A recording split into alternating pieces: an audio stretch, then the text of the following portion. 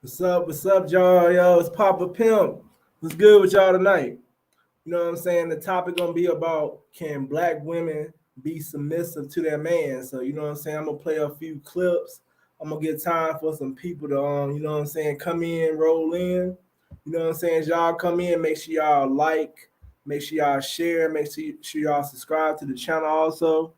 You know what I'm saying? I got some good videos I'm gonna play that's gonna talk about women and how they some say they will submit and some say, you know, they'll never submit to a man. They feel like that's making them weaker. So, you know what I'm saying? I think it's gonna be a good topic. Hopefully I got a couple people coming on the show.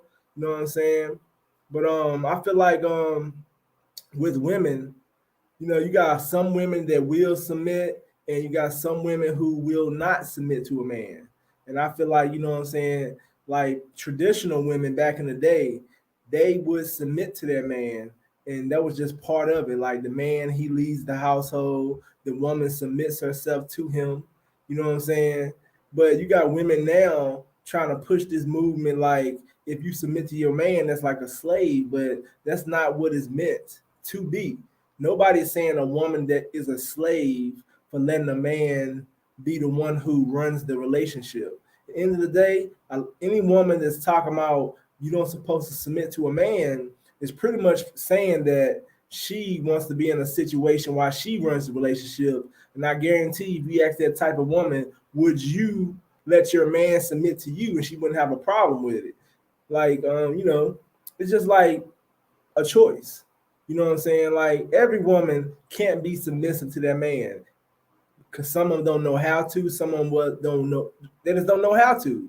Some of them don't even know how to play a feminine role in a relationship, better yet being submissive. And that goes back to these women probably coming up in situations where they didn't have a father or they was in a single parent household. So in those situations, it ain't like, imagine if a woman meets a man and she wants the man to be a real man, but then he want her to be submissive, feminine, and she don't even know how to do it. And it's kind of a problem though. At the same time, maybe it would solve a lot of problems in relationships. Like how hard is it to cater to your man, and your man would do things for you as well. Just like Cam Newton said, his woman submit to him. I don't see no problem with that. His woman submit to him and stuff like that. But I'm gonna get into these videos. I'm gonna show y'all one of the videos and let y'all look at this video that I'm gonna put up. What does a submissive woman do for her man? Everything. What does that mean? You know, like packing his bag, unpacking his bag, just making sure all the things that he wants. And like, I pretty much read his mind. So it's like, if I know you and I study you, like I know how you are in the morning, I know how you are about midday, I know when you're in this mood, what you need. Like before you can ever ask me for something, I'm already on it. I mean, he's spoiled. And you know, when I talk to my girlfriends about it, I was like, oh, how you guys doing? And I'm just like, girl, he's rotten. I'm like, he's spoiled rotten. Like, he's rotten. But I love that. Like, I want him to be that. I think my biggest flex is how I treat my man. And I've been known to love people back to health.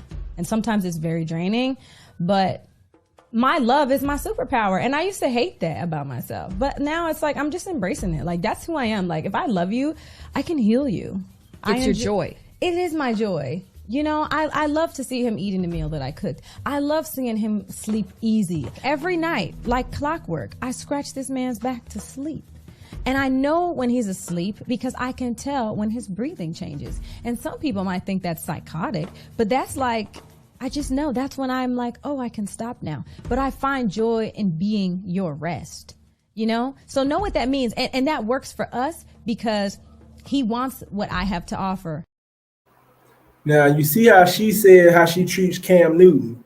And then some women ain't gonna agree with that. You know what I'm saying? She said her love is her superpower. So pretty much she's saying with Cam Newton, she pretty much makes him feel good. It makes her feel good for him to feel good because you know what I'm saying? Like he's relaxed. I mean, you know what I'm saying? People were criticizing her being like that, but that's their relationship. He has a woman that is submissive to him, and he probably leads as the man in the relationship, and she looks at him as a real man. Like, if it works for you, you shouldn't have a problem with it, though. You know what I'm saying? I understand that some women wouldn't want to do that. Like, some women want the relationship to be equal. I can't see that the relationship still can be equal and you still can submit to your man. So I'm going to play the second clip and let y'all listen to it. Media platforms, which is a conversation that she had with Shan Boody, where she explains what it means to be a submissive woman. Now, as that video grew in popularity, it was very obvious that a lot of women who disagreed with her stance and the points that she made were triggered.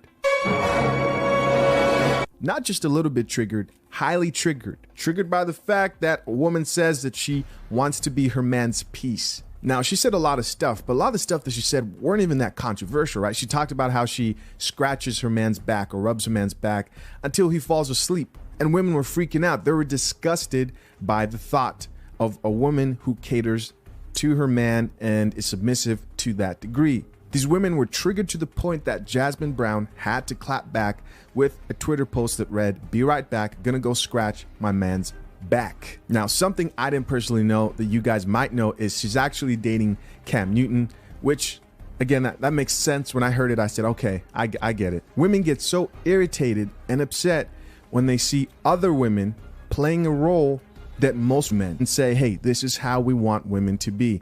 This is the type of woman I'm looking for. They don't like that coffee. And one of those women that was highly triggered was none other than Brittany Renner, who shared a post with the caption, "I have seen multiple takes on what a submissive woman is, but the word submissive has one definition."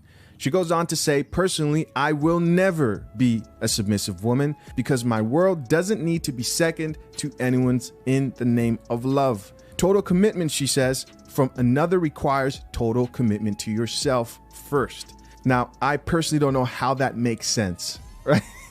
I don't know how you could be totally committed to yourself and also be totally committed to someone else. But we're going to check out this video and see what she actually had to say. Let's get it. It's painfully obvious why men love the idea of a submissive woman. Submissive, per its definition, is ready to conform to the authority or will of others. The prefix sub means under. Think of subpar, submarine. In short, your world is under his. Now, there seems to be a theme here. Good girls versus bad girls. A lock that can be opened with many keys is a broken lock. And if you can't submit to a man, you're gonna die alone. So my question to men is, do you want perfect Polly? A puppet? A prisoner? Or a partner who has no problem overtly challenging you? King treatment and knowing your partner's love languages, that's one thing. Being submissive is a whole nother thing. It's its own thing. So if you find yourself abandoning your wants, needs, desires to make something work, I'm here to tell you, it was never a match to begin with. All right, guys. So there you go. Brittany Renner. You heard it. Now you see what she had to say. Brittany Renner had a whole different opinion about it. She believed it's slavery to sit up here and do a man like that, like scratching his back to sleep and crazy stuff like that. She believed that at the same time, any woman who does that for that man has to be weak. It's not meant to be. You know what I'm saying? Like, I'm not sure if I agree with her, though. You know what I'm saying? I don't think that means submit in that way. I don't think it has nothing to do with slavery or anything like that, because why would somebody have to slave you? Why would it have to be any type of slavery behind it? I mean, you know what I'm saying? It just depends on the people and depends on the person, though. You know what I'm saying? Like I said, it works for that lady and Cam Newton, his woman. They have a probably good relationship. Cam probably happy. She seems like she's happy. So at the end of the day, some of these women out here like Brittany Renner, you know what I'm saying? She a nice looking woman. She probably can get a man, but at the same time, there'll be a lot of men that would avoid her because she's probably looking to dominate them. She's probably looking to run over top of them, and she says she want to challenge her man. Like, okay, what kind of challenge do you mean when you say challenge your man? Because at the end of the day, if you're trying to challenge him for power and for who is leading, then that's going to be a problem in the relationship in the first place, because at the end of the day, the man do supposed to lead the relationship. And there's nothing wrong with having his back and being somebody who treats him well, especially if he's the person that's coming home and he's the breadwinner. He's taking care of everything. A lot of these women want to be catered. A lot of these women want to be taken care of. They want somebody to pay all the bills. They want somebody to do the heavy lifting, do all the hard work, so they don't got to mess up their pretty little nails. But as soon as somebody say be submissive, they got a problem with it. You know, you sound like you might be on some different shit, bro. I don't understand. I ain't playing with no fruitcake. You know what I'm saying? You on that faggot shit. But I know what she said, though. She said that she ain't want nobody to be fucking submissive. At the end of the day, submissive does not mean fucking slavery. It means submitting to someone. If you're talking about in a relationship and you're trying to be submissive to them, that's what it means. End of the day, Brittany ran on some different shit.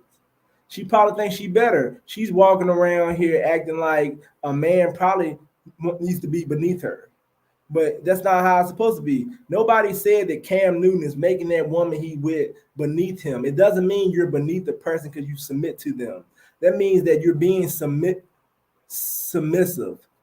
Yeah, meekly over obedient or whatever. But I don't think that's what Cam relationship about. Yes, if a woman gets in a relationship with a man, and let's say this man is overpowering you and trying to dominate you, that's not even being submissive to him if he's abusing you and stuff. We're talking about women want men to come to women want men that's paying all the bills, taking care of everything. So you cook, you clean. When he come home, he want his meal ready already. He want things done already. How is that hard? That's being submissive.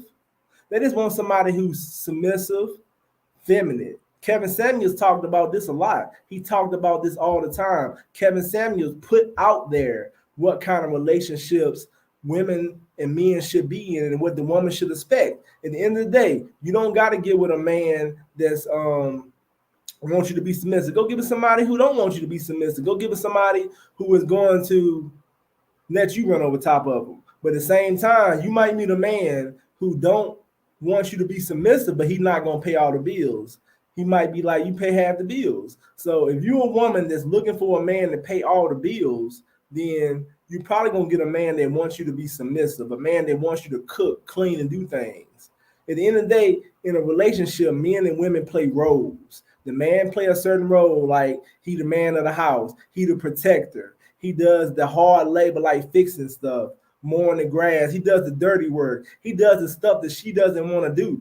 And he the one paying all the bills and probably going through the much stress, much more stress than she is. She the woman who cooks the meals, wash the clothes, cleans the house. You know what I'm saying? She probably going to be, if she want to play a housewife, she probably going to be at home with the kids and stuff like that. And I'm not saying that can't be complicated or hard.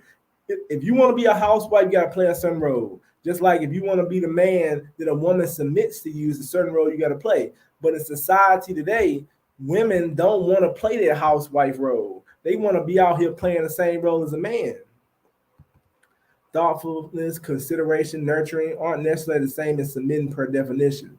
Right. You might be right. But at the same time, though, I don't think it's a problem. Like, I think there's a lot of women out here who do not want to be submissive.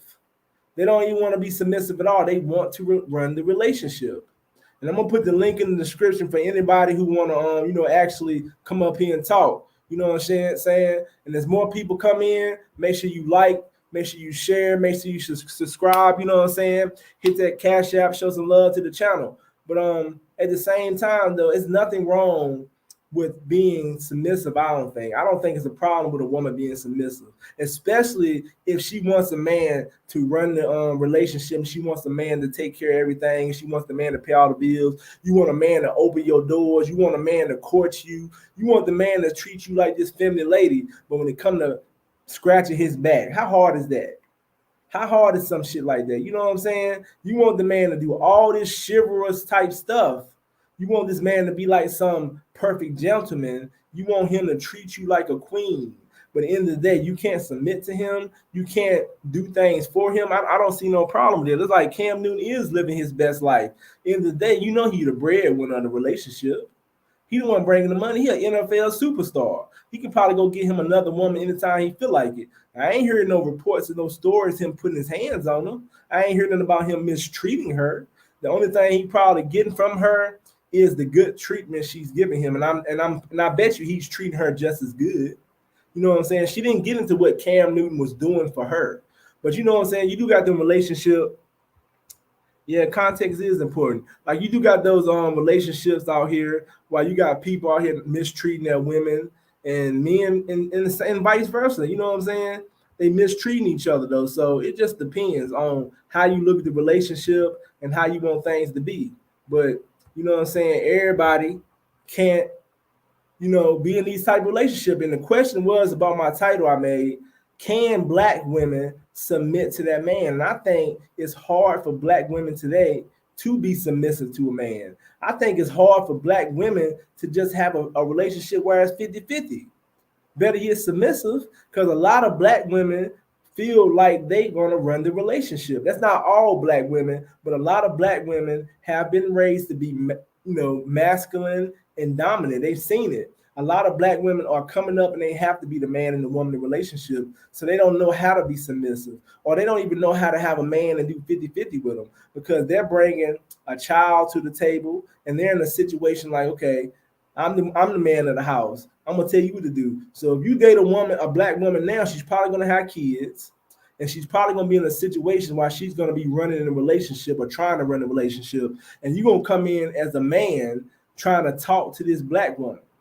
And it's going to be very hard because she's not used to having a man in the house do things, because she's probably doing the dirty work, the hard lifting and stuff like that. So at the end of the day, she don't need you because the system is taking care of her.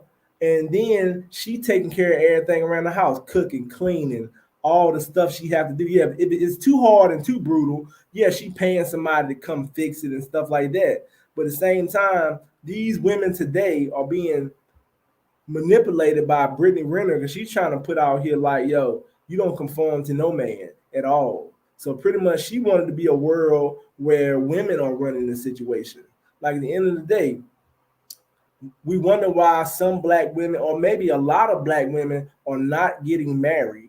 And the reason why a lot of black women are not getting married is because when they get into these situations and relationships, who would marry them? Like a whole lot of people not gonna marry them. You know what I'm saying? But at the same time, it's all cool though, because who gonna marry somebody when you got a situation where these black women are out here being the way they're being? You know what I'm saying? And I'm still trying to wait for some people to come in. I want somebody to hit that link and come up here and talk. You know what I'm saying? Because I want to hear somebody else's opinion about how they feel about women submitting in relationships and stuff like that. Because at the end of the day, if we went back to how the world used to be when women were more feminine and the men was the ones doing everything and the women were being housewives, it'll probably be a different story. You got women out here right now, they running around like men, and you got the men running around like women. So that's why it's probably hard for women to be submissive, because you got men out here that don't know how to be men, and you got women out here who don't know how to be feminine. They don't know how to be submissive. That's why Kevin Samuels played an important role. You didn't have to like the man, but Kevin Samuels kept it real. He kept it real on women and why you can't get married. That's why you got to put out there and you wonder why a lot of women cannot get married and a lot of black women cannot get married. And the reason why a lot of black women will not get married, and the reason why they will not get married, is because they do not know how to let the man be the man in the relationship. They do not know how to let the man lead in the relationship, and then better yet, submit. I mean, you know what I'm saying? Okay, let's just take away the submissive part. Do black women know how to let their man lead? Do they know how to be quiet and shut their mouth sometimes? You got women up here who want to be alpha females. They calling themselves alpha females. That right there let me know they're not trying to even compromise with you. If you are an alpha female, then go mow your own grass. Go fix your own car. You know what I'm saying? You want the man to be a man, but then you want to come behind him and be an alpha male. What kind of mess is that? Why you got an alpha male and an alpha female? What kind of mess is that? That don't even sound like it's gonna work out. You know what I'm saying? Because if you are alpha female, you need to go find you a wimp, a sissy to get with, so you can run over top of him and smack him side the head and tell him what to do.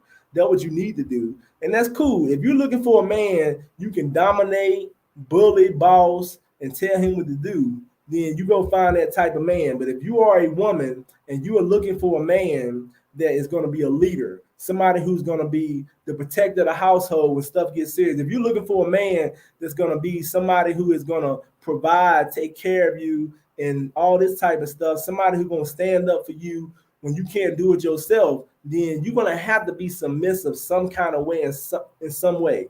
You're going to have to submit. You got women out here don't even want to cook their man a meal.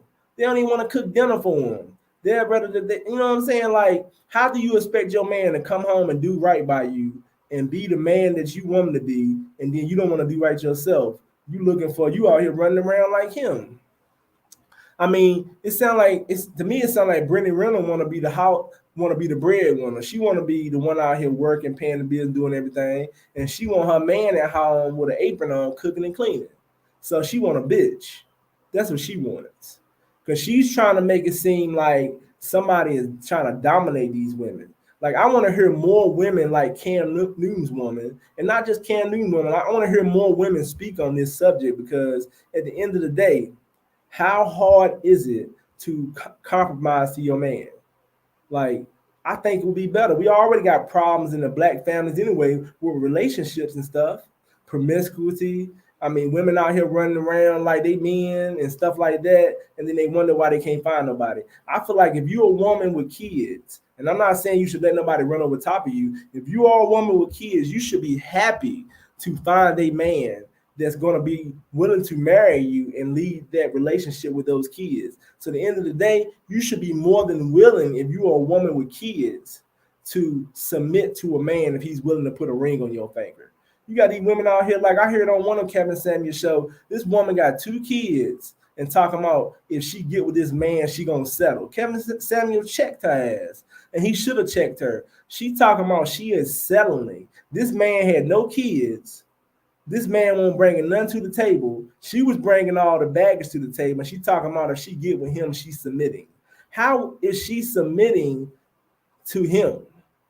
If anything, I mean, how is she selling for him? If anything, he's selling for her. She should have been more than happy to submit to that man. She should have been more than happy to be that feminine woman in that man's life. You are bringing the luggage to the table.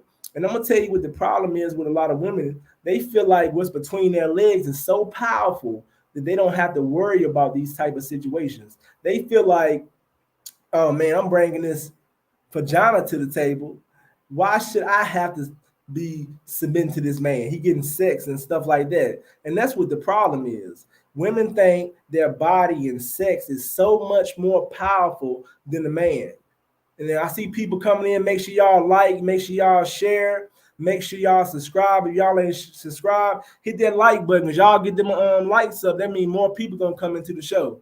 But at the same time though, I just don't get it. Like if women stop all this complaining, like on my last show, I ain't trying to disrespect nobody, but we seen how the show went. I appreciate everybody who came on, but y'all seen how that one woman was. She didn't want to let nobody talk. She pretty much considered herself a alpha female. You know what I'm saying? So at the end of the day, that last woman that was on the show, she considered herself an alpha female, and she wanted to run the situation. What's good, homie? I can't hear you, bro. Yeah, I can't hear you. Yo. Can you hear me now? Yeah, I heard you. I don't know why I couldn't hear you at first. What's good with you, bro? Can't call it, man. Hold on. Yo. I believe I had to unsilence you. I don't know why I had to unsilence you like that. But you know what I'm saying? Like, make sure y'all hit that like button, get the people to come in here, you know what I'm saying? I want to hear some of y'all opinion out here. Let me know what y'all think about this topic, and pretty much let me know what y'all think about women submitting. Yo, Prime, but you know what I'm saying? What's your opinion though? Do you think black women got an issue with submitting to men? Shit, about 80%. 80%. So why do black women got a problem with submitting? What's the issue? I don't know, man. I think they got they take the word submit the wrong way. Right. Like Brittany Reynolds said, she said it's slavery. She said it's dominant. That's some bullshit. Like ain't nobody trying to. Yeah. What now? Ain't nobody trying to make them enslave nobody.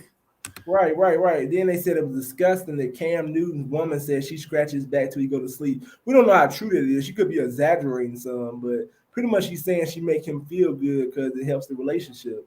And we don't know what Cam Newton doing for her. He might be massaging her back till she go to damn sleep. We don't know what's going on in that relationship. So I don't know why a lot of women thought that was disgusting, like that she did that. She didn't say she was crawling on her hands and feet for this nigga. But how do you feel like you got some of these single mothers out here with kids? Now you got some of these single mothers out here with kids, and they got issues submitting. Like, I still can't understand, like, you know what I'm saying? I will say something about the woman that came on my show last time, Jessica. She was about to get married for a second time, so she might be somebody who knows how to be submissive. But at the same time, she also is a person who's going to probably be alpha too. because she has that type of personality. She ain't gonna shut up. She ain't gonna let you talk over her. She ain't gonna let you get the last word. She gotta win the conversation. So I'm wondering if the man she was with was somebody who would let you dominate him. But let me ask you a question, Prime. Women with kids, do you think they should be more likely to be submissive? Shit. That's the one that they ain't gonna submit because they raising kids. They ain't used to submitting to nobody. Right. But The single moms and shit, they ain't used to submitting to nobody. that's true. But when you think it would better fit them, imagine if they got somebody trying to put a ring on their finger, knowing they got kids, they should be willing to submit. They should be willing to be submissive, more submissive, and play that role. You're right. They're not gonna want to submit and be submissive because they do got those kids and they doing everything. But that's why they can't find a man to get married. Who want to marry somebody who ain't gonna compromise with them and let him run the relationship? Just like yo, we strung out from Box In. Yo, what's good, bro? Hit that link and come up here and talk about the topic. You know what I'm saying? But I got I had one chick said she gonna come on here after she get through doing her thing. So you know what I'm saying? I come here to soak up some game. Word. But you know what I'm saying? My whole thing is, how did you feel about them women that came on the show last week? Do you feel like they would have been submissive, or you feel like they wouldn't have? Say what now? I had walked off. Them chicks that came on the show last week, do you feel like they would be more like women to be more submissive? I'm trying to think last week. I'm trying to think. You know, you had that chick that would just dominate. Oh no, old girl with the boyfriend and shit. She said she an alpha female, so you know she ain't submitting. That's what I'm saying. She about to get married, so you saying that when she probably got a bitch she dating. Hey, ain't no telling what a nigga be going through at home. So you saying that she running a relationship. So if you dating an alpha female like her, that means you got to be less than a man to date somebody like her. Pretty much. Well, I'm just saying he willing to put up with it. So that means he has to submit. He's being submissive. Yeah. Because he has to be in some way. I ain't gonna even say submissive. Some way he is letting her run shit, or it's gonna be a fucking problem. You know what I'm saying? What is an alpha? You ever heard of an alpha female? I never heard of that shit before. Like, what is an alpha female though? You know what I'm saying? I never heard it. I had to look that word up. Like how did that supposed to work? I mean, so alpha female must. So Brittany Renner is an alpha female, and she go around here and she bitching dudes and shit. That's pretty much what it is. I already locked the door. So that's a situation like that then.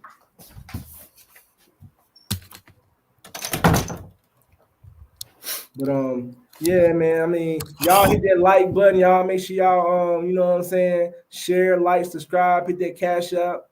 You know what I'm saying? I mean, hope this chick come on here because I got some questions for her if she do come on here. But I mean, submissive, like, you know what I'm saying? Like, I don't get where the people get the slavery from. Like, I never really looked up the definition of submissive, but I think, yo, what up? Oh, that's them, Ed McQueen. But yeah, man, I'm gonna throw that link in the description, man. Y'all come up here and talk. Give me something to talk about in this topic, though. Like, I just feel like with Cam Newton girl, though, I feel like she you know what I'm saying? She said that love make her happy, though. You know what I'm saying? We read that love is like supposed to be something like godly. So at the end of the day, if you showing love and you showing your man that type of a support, especially if he got them the running the relationship, like, what does Cam Newton girl do? Like, Cam Newton the breadwinner, I know he bringing all the money to the table. She getting to live a lifestyle that she probably wouldn't live with no other man. So at the end of the day, it ain't gonna hurt you to scratch his back a little bit. It ain't gonna hurt you to cook him meals and watch him eat it in them and make him feel like a man. It ain't gonna hurt you because you get to live a life that most women ain't gonna never get to live. There's a lot of women wish they could cater to goddamn Cam Newton right now. Hell yeah. Imagine how many women would do what she doing if they could, or at least they would pretend to. Hell, I mean, there's some women out here who don't want to be submissive that would be submissive to somebody like Cam Newton. You know what I'm saying? And every athlete ain't getting that type of treatment because you got so many people out here tricking on these women, and you know they ain't got no submissive woman. Somebody like James Harden, he paying for ass. I don't even know if he even looking for a submissive woman. So let me ask you a question, Prime. Is that the type of woman you want to be with? Some woman that's very submissive? I mean, she ain't gotta be very submissive. I mean, she's gotta be. Hey, I don't want no bitch put it like that. Right. So you don't want nobody you're gonna have to be arguing with and shit. Yeah. So is you cool with her challenging you? I mean, every woman gonna challenge you in some way Right, at right, some right. point. Right. And it is cool. But you don't want nobody who's gonna be trying to challenge you for the damn who leading. Yeah. Yeah. And that's a problem But though. every woman gonna test you at some point Right. on something. You know what I'm saying? Right. Whether she's doing it on purpose or subconscious. Right. So Brittany Renner, so what is she trying to put out there? Is she trying to say women need to like challenge? She said something about challenging the man. She said ain't nothing wrong with that. Hey, that I just bitch wanna- fucked up in the head. Like, I mean, she is messed up in the head. Like, it's like she's saying, it's like, I don't know, like, I think she just trying to be that person that's being on the side for the women. Yeah, but then at the same time, man, you know, she on some different shit. Yeah, she is on some different shit. What's good, man? What you think about the topic? About women submitting and all that type of stuff. Shit, I think when it comes down to it, you got to look at the other side of it too. Whereas a lot of times we like to talk about submission and being and so on and so forth. You got to be worthy of that shit too. Somebody got to be willing to follow your lead, and it goes beyond just a woman following your lead. I don't know if you got children. Right. Yeah, you're right. Bro, I got 2 kids, and let me tell you something about that. The more and more I became aware of them following my lead, I'll give you a perfect example. My son see me do push-ups, he want to do push-ups. That's true. He see me working with the dumbbells, he wanted dumbbells. Right. And with your woman, it's the same thing. It goes beyond just, all right, I'm gonna just pay bills and this, that, and the third. It's like, what are you really feeding this woman? That's true. And that's why if you the one, if she following your lead in that way, that's a good thing then. So you're right, a man has to be a man. If you ain't being no man and you walk around here with being a bitch, yeah, who gonna follow that? I mean, you could be a bitch and be paying bills. Yeah, you could be a bitch. So that means that at the end of the day, she might still be running shit. Nah, it has nothing to do with that. Because I mean, shit, you really look at it like this. You got some women who go to work or whatever it is that they do, they walk the stroll, and they give the money to somebody else. Why would they give their money away? It's the influence that he has on her. That shit goes beyond money. Yeah, I feel what you're saying. It's affecting her up here and affecting her right here. So let me ask you a question. So that's more important than just, all right, I'm coming through, I'm paying bills and I'm changing light bulbs. Like all that shit is cool too, but that's more so like gender roles and more so than it is like dealing with masculine and feminine energy and shit like that.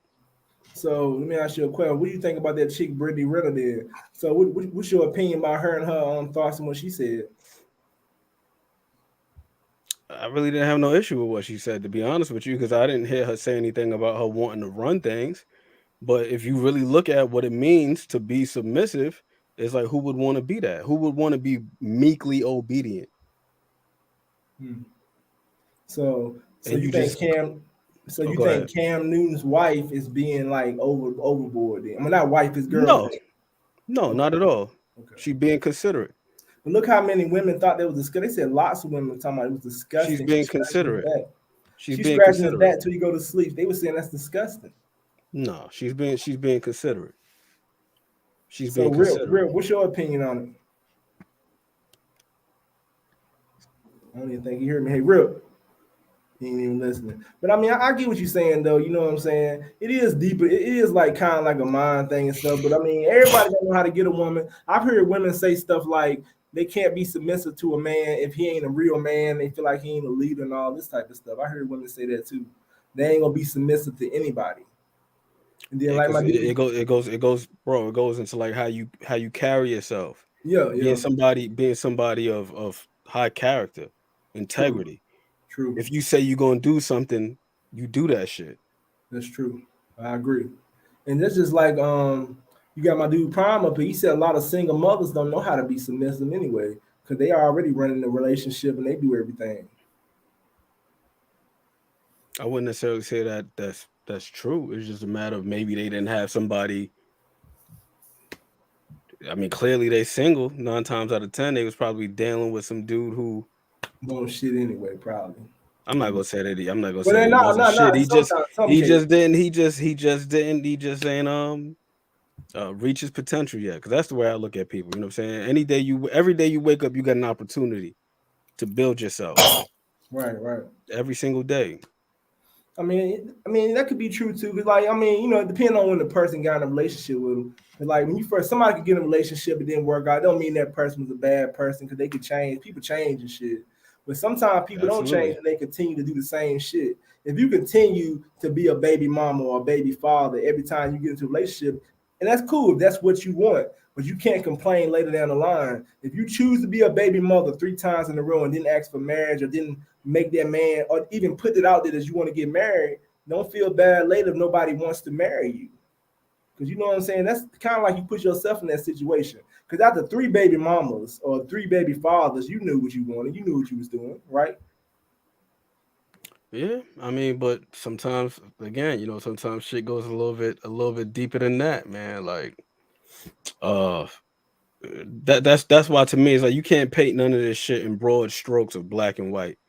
Like, it's just so many just gray areas in terms of like how somebody was raised, what they grew up seeing. Mm-hmm. You know, we sit here, we tell our kids, do as I say, not as I do. But that shit don't work. They gonna do what the fuck you do. Yeah, And that's if you true. look at a lot of situations, like it's a book that goes into this shit. It's called The Politics of the Family.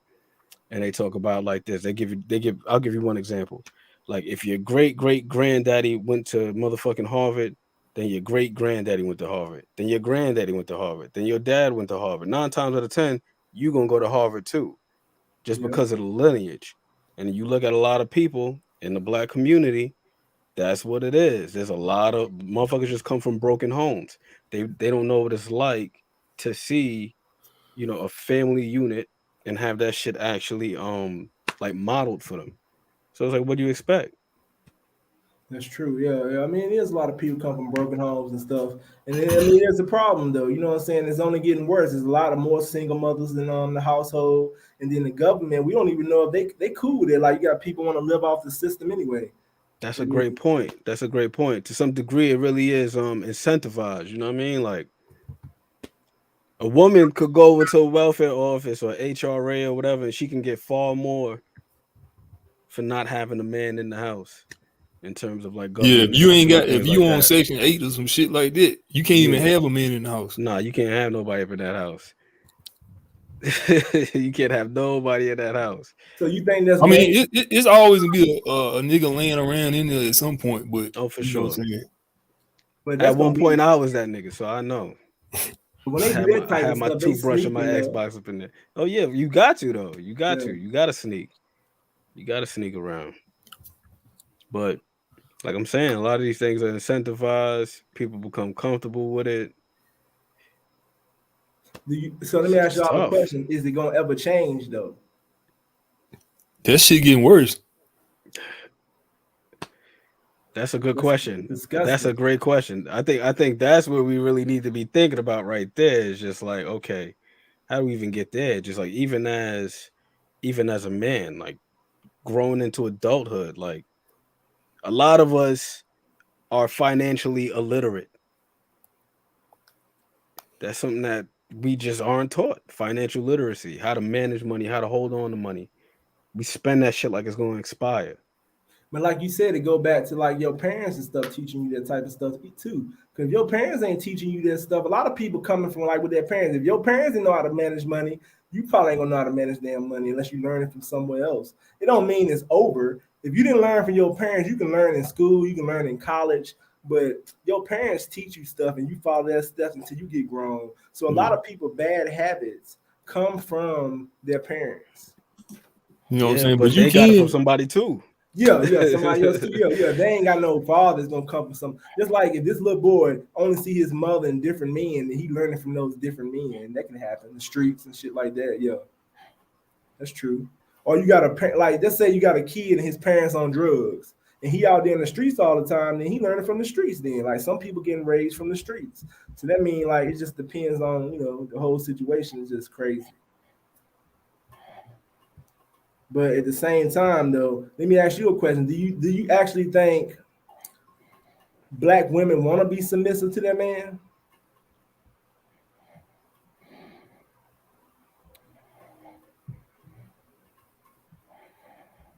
I believe so. Or do Maybe you not. think Maybe not in that whole meekly obedient, just blindly following somebody. But I do think that a lot of them seek guidance. A lot of them want guidance. I don't think so. I think so. Blindly following somebody, but I do think that a lot of them seek You gotta guidance. mute. You gotta mute it. A lot Huh? of them want hey guidance. D, you gotta cut it off. You gotta cut your YouTube channel off. I just did. All right. So D, let me ask you a question though. You being a black woman, how you feel about submitting to a man and being submissive? Hi everyone. First, I just want to say hello. I come in peace. I'm okay with it, but also let me pre-caveat it by saying I am from a different culture that most women are quote unquote submissive. So I'm okay with it, but I do agree that the man has to do his duty too. Like you can't be submissive and put your almost pretty much your life in somebody's hands or decisions in somebody's hands, and he's not ready to make those correct decisions for you and your family. I absolutely agree with D. I think one of the issues, though, is like deeper than that. Though, is how are we taught? Are we teaching young women to choose these men? I almost imagine it. I don't know if y'all played the Oregon Trail as a kid, but you got like a whole bunch of different wagons you can hitch your ride to. That's where the whole phrase comes from, right? You would get on somebody's wagon and they were heading west. You got to pick the right wagon. I need somebody who know how to hunt. I need somebody who know how to fish. I need somebody who can fix, diet area in the middle of it. But the problem is if you don't know what you're looking for before you get on that dang wagon, you're gonna be like, well, he looks strong. He get out there, he don't know how to do none of that stuff. And that's one of the I think one of the deep issues that's going on is that if we don't have like a positive male role model, like Pop Pimp was saying, if we don't have a positive straight male role model, even in a woman's life, she doesn't know exactly what to look for. And so the things that seem exciting are not necessarily the things that necessarily produce uh, long-lasting black love. Let me put it that way. So you have to be able to identify who are the best candidates for this. And like the pineapple show that we were just talking about with Papa Pimp, when you have that nuclear physicist guy on there, you don't necessarily see that that's not sexy. It don't look good. But I know that dude ain't going nowhere. Dude ain't gonna have no side babies. The benefits aren't really, they don't sound glamorous, you know what I mean? But I think those are better than crying in a Land Rover. I think it's better to be happy in your Honda Civic. And I think that's one of the issues that a lot of people have is how they pick a man. Hmm. Yeah, that's crazy. So let me ask you another question, D. Are you single? Yes. Oh, okay. So at the end of the day, like let's say you met a man you was dating and he was kind of like Cam Newton. He wants you to be like really submissive. Would you have a problem with that?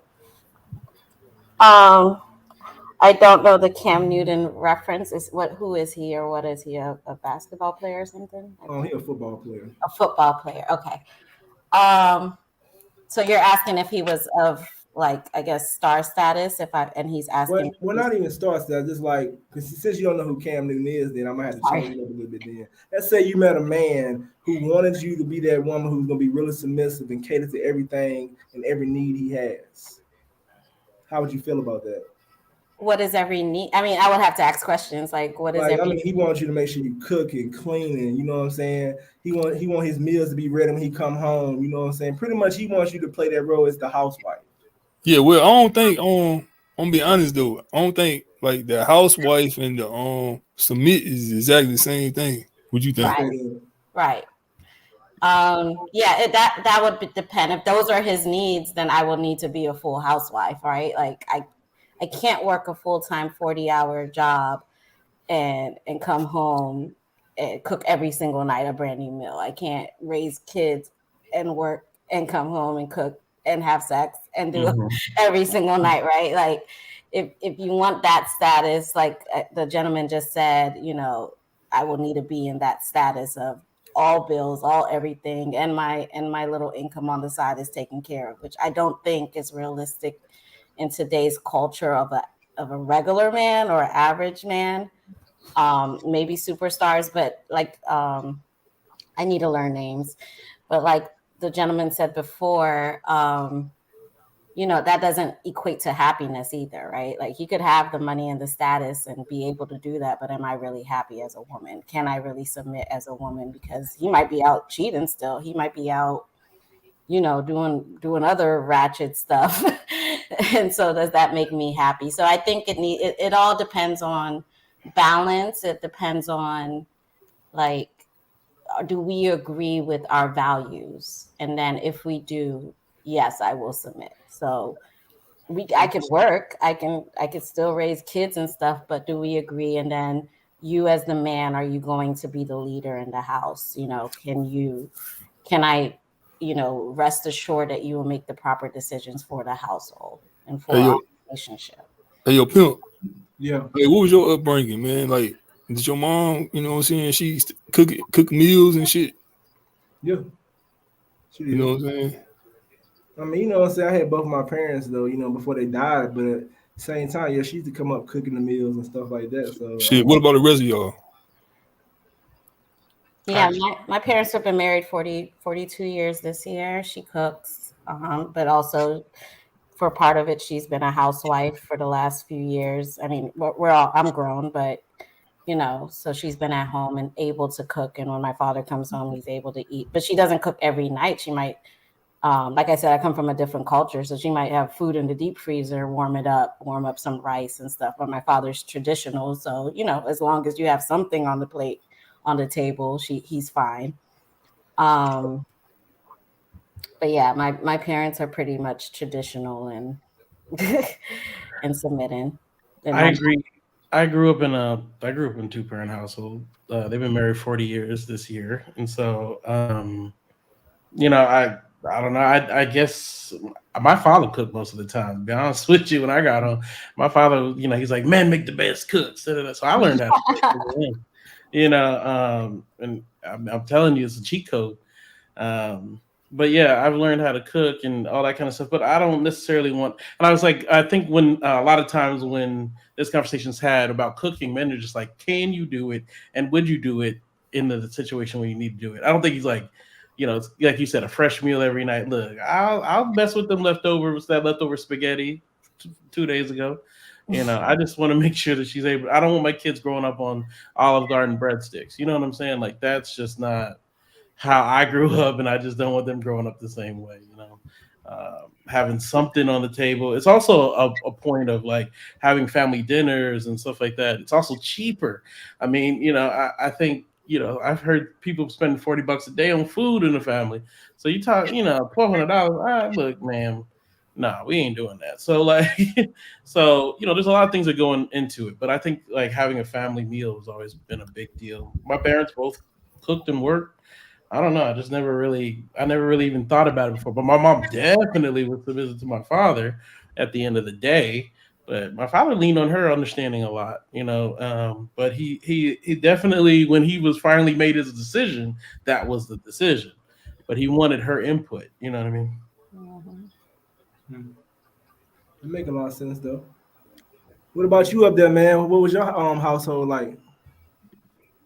Similar to his, like shit. Both of my parents worked. Both of my parents cooked. It was pretty much as whoever got home first. Mm-hmm. That's what it came down to. Whoever got home first cooked. My mother got home first. She cooked. My father got home first. He cooked. I mean, she cooked. It really didn't matter. I mean, you do got a lot of men that act like they can't cook or they won't cook, you know what I'm saying? I don't got no problem cooking, you know what I'm saying? Some men don't believe they have to cook, though. They would rather want their woman to cook. You know what I'm saying? Then I've dated a woman one time. She said if a man don't know how to fix stuff, he ain't no real man. She said it was roles that should be played. The woman do her feminine roles and the man do his masculine roles. But I mean, it really don't matter. I mean, you know what I'm saying? Like She said, if you don't know how to fix things or put together a table, you're not a real man. I don't know if I agree with her, but at the same time, do y'all feel that's what a real man should know how to do? Put together things and fix things? Can I go? Yeah, you can go. I don't believe in that per se, but I do think you need to be a problem solver. Like I always say, if I still have to call my father for something, I'm single, which is why I'm single. Like I still have to call my father to change my battery, to make sure my tire. My father don't change tires anymore. He's in his 70s. But if I have to call him to get it fixed and the problem solved, then I'm still single. I need if I have a man and I call you and say, "Hey, this is my situation. I can't do it," then I need you to be a problem solver. Yes. Do I know how to change a tire? Yes. I grew up an only child. I'm a female, but my father trained me, he raised me to do some boy stuff. I know how to cut grass. I know how to change a tire. I know how to change a battery or take the acid off the battery, whatever it is. I know how to do little things. But if you're the man in my life, I don't want to do it. Like my goal is to retire my father. Not necessarily gender roles, but those little things. If you want me to, I don't know, sweep the baseboards of the apartment or the house, then I need you to figure out how to change my recharge my battery, jump my car. I need you to figure out how to change my tire. If you can't personally do it, figure out somebody who can for me. Okay, that makes sense though. I mean, like that stuff should be easy how to change a tire. I But I mean, know some dudes, man, they ain't into that type of shit. You know what I'm saying? me too. They just ain't into it. They on, you know what I'm saying? They man, but they just ain't into that. Yeah, I respect that, but be a problem solver. Like call somebody who is. Then like, Yeah. she need a table fix, whatever it is. Okay, let me get that. Let me get somebody that know how to do it. There's always somebody out there. I But if mean, I had to solve the problem, like figure out who can do it, then what help were you? Yeah. I think yeah, that's all good, well and good. I think sometimes the problem comes in when they don't necessarily live up to their half as a man. As a man, like my part is stagnant. That's why when you were talking about the bills earlier, Play a Pimp, they were talking about that sometimes it's the reason why women like the bills paid because that's monthly. That's gonna happen every month.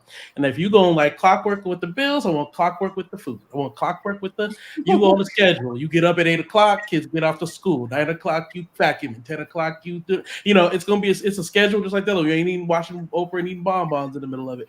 We are literally on a schedule just like we had a full-time job, and that's why that's the way I get it. I get what she's saying. If we have a gender role, then we both live up to ours. And you have to be honest. A lot of people wait till they get into a relationship before they kind of identify what they kind of want from their partner. And men in general are very slow to say these things because you ain't gonna get no pussy. If you just, and so men are very slow to say these things until after the pussy's got. Then you get to know who he really is. That's why I tell him you need to sleep with him early because you ain't gonna know who this man is till after that point. Because until then, he's saying all the things he's got to say to get there, and then after that point, he's gonna tell you, "Well, I don't really like a home cooked meal. I really want this and I really want that." So that's one of the difficult things for I think for guys sometimes is bringing up the fact that I want this and I want this and I want this and being okay with the response that I'm not going to do that and being okay with letting that go. Maybe the best woman you've ever known, but at the same time, that's not matching up with your life goals. That's called post-nut clarity. Yes. Yeah. What's up, Tamika? Damn, she went off. Hey, are white women not white women, but other races more likely to be submissive? I think so. I mean, that's what they say anyway. They're more likely to probably, yeah. I mean, I'm from a different culture, so it's not a different race. I'm Black, but or a different culture. But they are, but at the same time, knowing the back of it, that doesn't necessarily mean the woman is happy. Right. But and that's the word happy for men don't like that. You know what I mean? You've seen Fences, right? Have you seen Fences? Yes. You know the speech Denzel Washington gives his son? Yes. People ain't gotta like you. You ain't gotta be happy. You got No, food on that's your a back. You child got to food on your belly. That's how I show I love you. No, That that's is a how. child to a father. That's I'm not sorry, a go ahead. wife to a husband or a husband to a wife. Well, I'm providing for her, right? Like she is a child, right? No, she's not a child. Well, then why am I providing for her? Wow. I'm So asking you a question. Are we he's going to also shame me now for the we questions? just spoke about it though. Like she's also providing something to you. So she is balancing out what you're providing to her. You might be financially providing to her in the essence of that play or that movie, but she's also providing something to you. A child, you are taking care of that child fully and responsibly because that is your responsibility. So no, you might say, no, you can't go somewhere. A child should not. You don't have to be happy that I made a decision that you can't go somewhere. A wife is not in that same category. Okay, so that I agree. I can respect your opinion, but in all things, she wants me to solve the problems that she makes like a child. She wants me to provide for her like a child. She would like me to take care of her like a child. So there, in all the aspects of what I actually, I'm just going to say that in all the aspects of what I actually do for her, it is much like being in control of a child. Because in that sense, men don't really like responsibility without authority.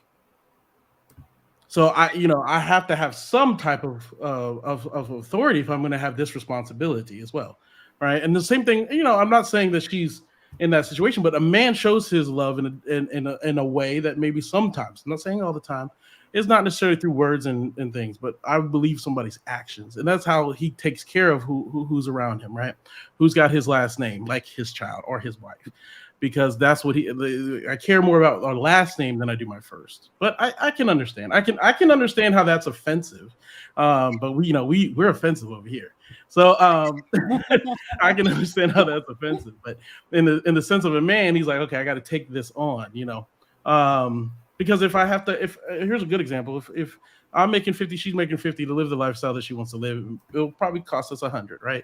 And so, it's going to take a piece of both of us to try to make it there, and so as a man, it's like, okay, I have to replace her income if I'm going to have her stay home with me. That's a thing, got a lot of guys have to think about that. You have to pay the cost to be the boss. Men accept that, I think that's one of the things that we all accept, But you just said it. That's a conversation at some point that you and her had. You want her to stay home with you, so you made the decision to cover that 100. Yeah, child did not ask here. So so that child, you're raising that child in the way you or she chooses to raise that child. I agree. I understand. It's not a perfect analogy, right? But I think we're trying to establish that the men are in general, like, we think of it like, okay, I have to do for you, and I think that's fine. I don't think it's a bad thing. I don't look down on a woman because of those things, because she provides way more than that. I agree, but at the same time, like, children provide a lot of joy. They provide me with a lot of things. I don't have any children, but a child would provide me a lot of those things. But and I can tell, children are very expensive. Women are very expensive. So, but the joy that we get out of those things are much more worth the expense, And so it's kind of one of those things where, like, we understand it's going to, everybody, since you're 18 years old, you're going to want something out of you.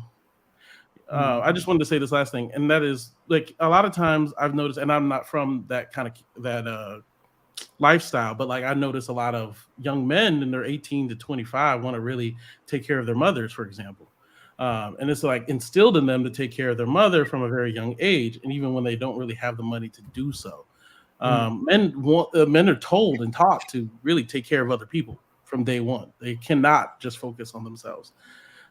In fact, they would be looked very down, looked down upon if they were only to take care of themselves by the society in general, and so, I want a woman who's also able to do that too, who was raised to, like, okay, it's not really about my happiness. It's about the duty and the things I need to do for the world that we live in. You know what I mean? It's not about me, but that's just me. That's why I squints at, like, at happiness, because that can flip. You know what I mean? I got to do everything perfect, and then if this one thing is off, it's it's kind of, you know, the whole thing goes away, and it's like, that's too much of a burden to carry, to try to make sure that, okay, she's sexually satisfied, she's happy on here, she's got some food, we got a place to stay, we got it moving up in the house. Well, he didn't have the house that I wanted. I mean, that's all it takes. You know what I mean? If it's that flimsy to where like happiness is the thing. I'm unhappy some days. You know what I'm saying? Like, you go suck it up and get through. You know, my job sucks some days. You know what I mean? Like, I don't really want to go some days. But I got a duty that I got to show up, because if I don't show up, somebody else got to do my job. That's a duty. Somebody else got to do it. I don't know. That's just, I'm talking too much. I'm sorry. I'll let other people speak too, because I have a response, but I'll wait. So if somebody else has something to say, you can Yeah, Tamika, what's your opinion on women submitting to men? Well, I'm like one of them, so I can really speak on it, like saying submissive as in controlling, or submissive as in doing what your husband asks you to do. It's like 50-50, it go both ways. I wouldn't call it submissive totally with me. I just like things done a certain way, but every woman is different, you know. And relationships you come across can be different. So not all relationships can be submissive, but women that's submissive, I think that they are just like spoiled. So do you think women that are submissive are more happier? I think so. And in a funny kind of way, like, because it's like they're not making their own decisions on certain things. Okay, that makes sense.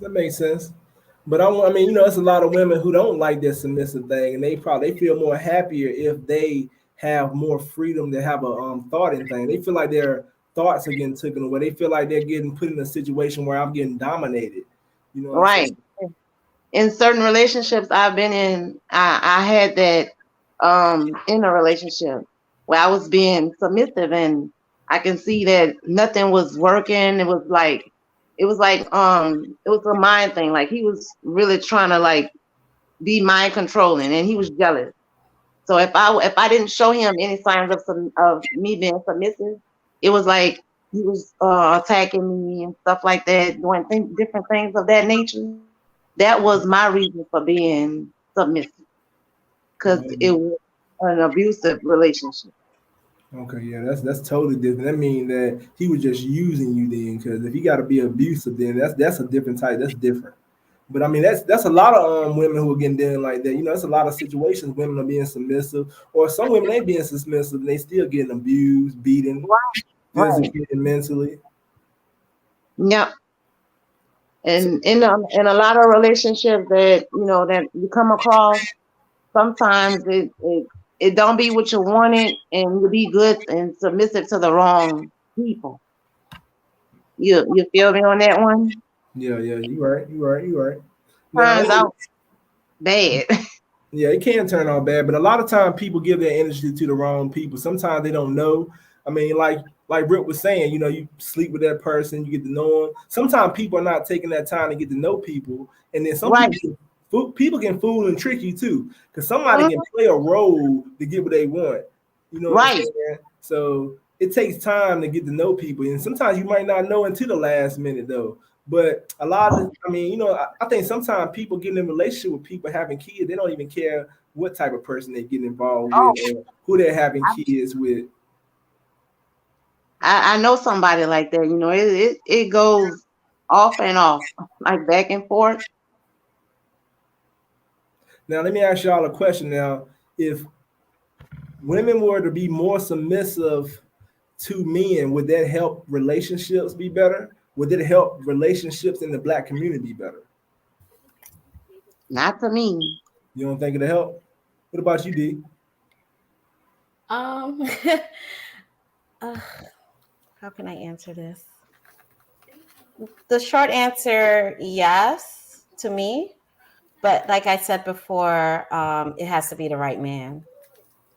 Like she said, that is a form of domestic violence, mentally abusing somebody. You don't have to put your hands on me to be domestic violence, right?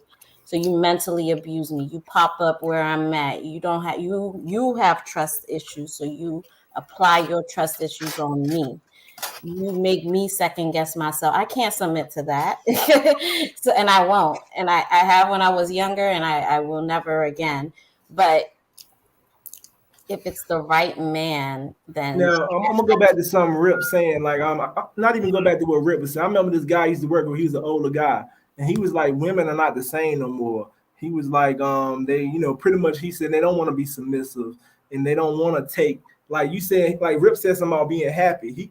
This guy I knew that was older was saying back in the day, women would take that stuff and they wouldn't get divorced. Like you got more people divorcing now. He was saying back in the day, when a woman getting beat, she still would stay in a relationship. He was pretty much saying women don't tough it out like they used to. He said women will get a divorce and they don't want to go through that type of stuff anymore. He was like, it was better back then when women would be women and take that type of treatment no matter if they're happy or not. I'm sorry, what's better about being beat? I don't know. I'm not saying that. In thought process, what is better about being beat?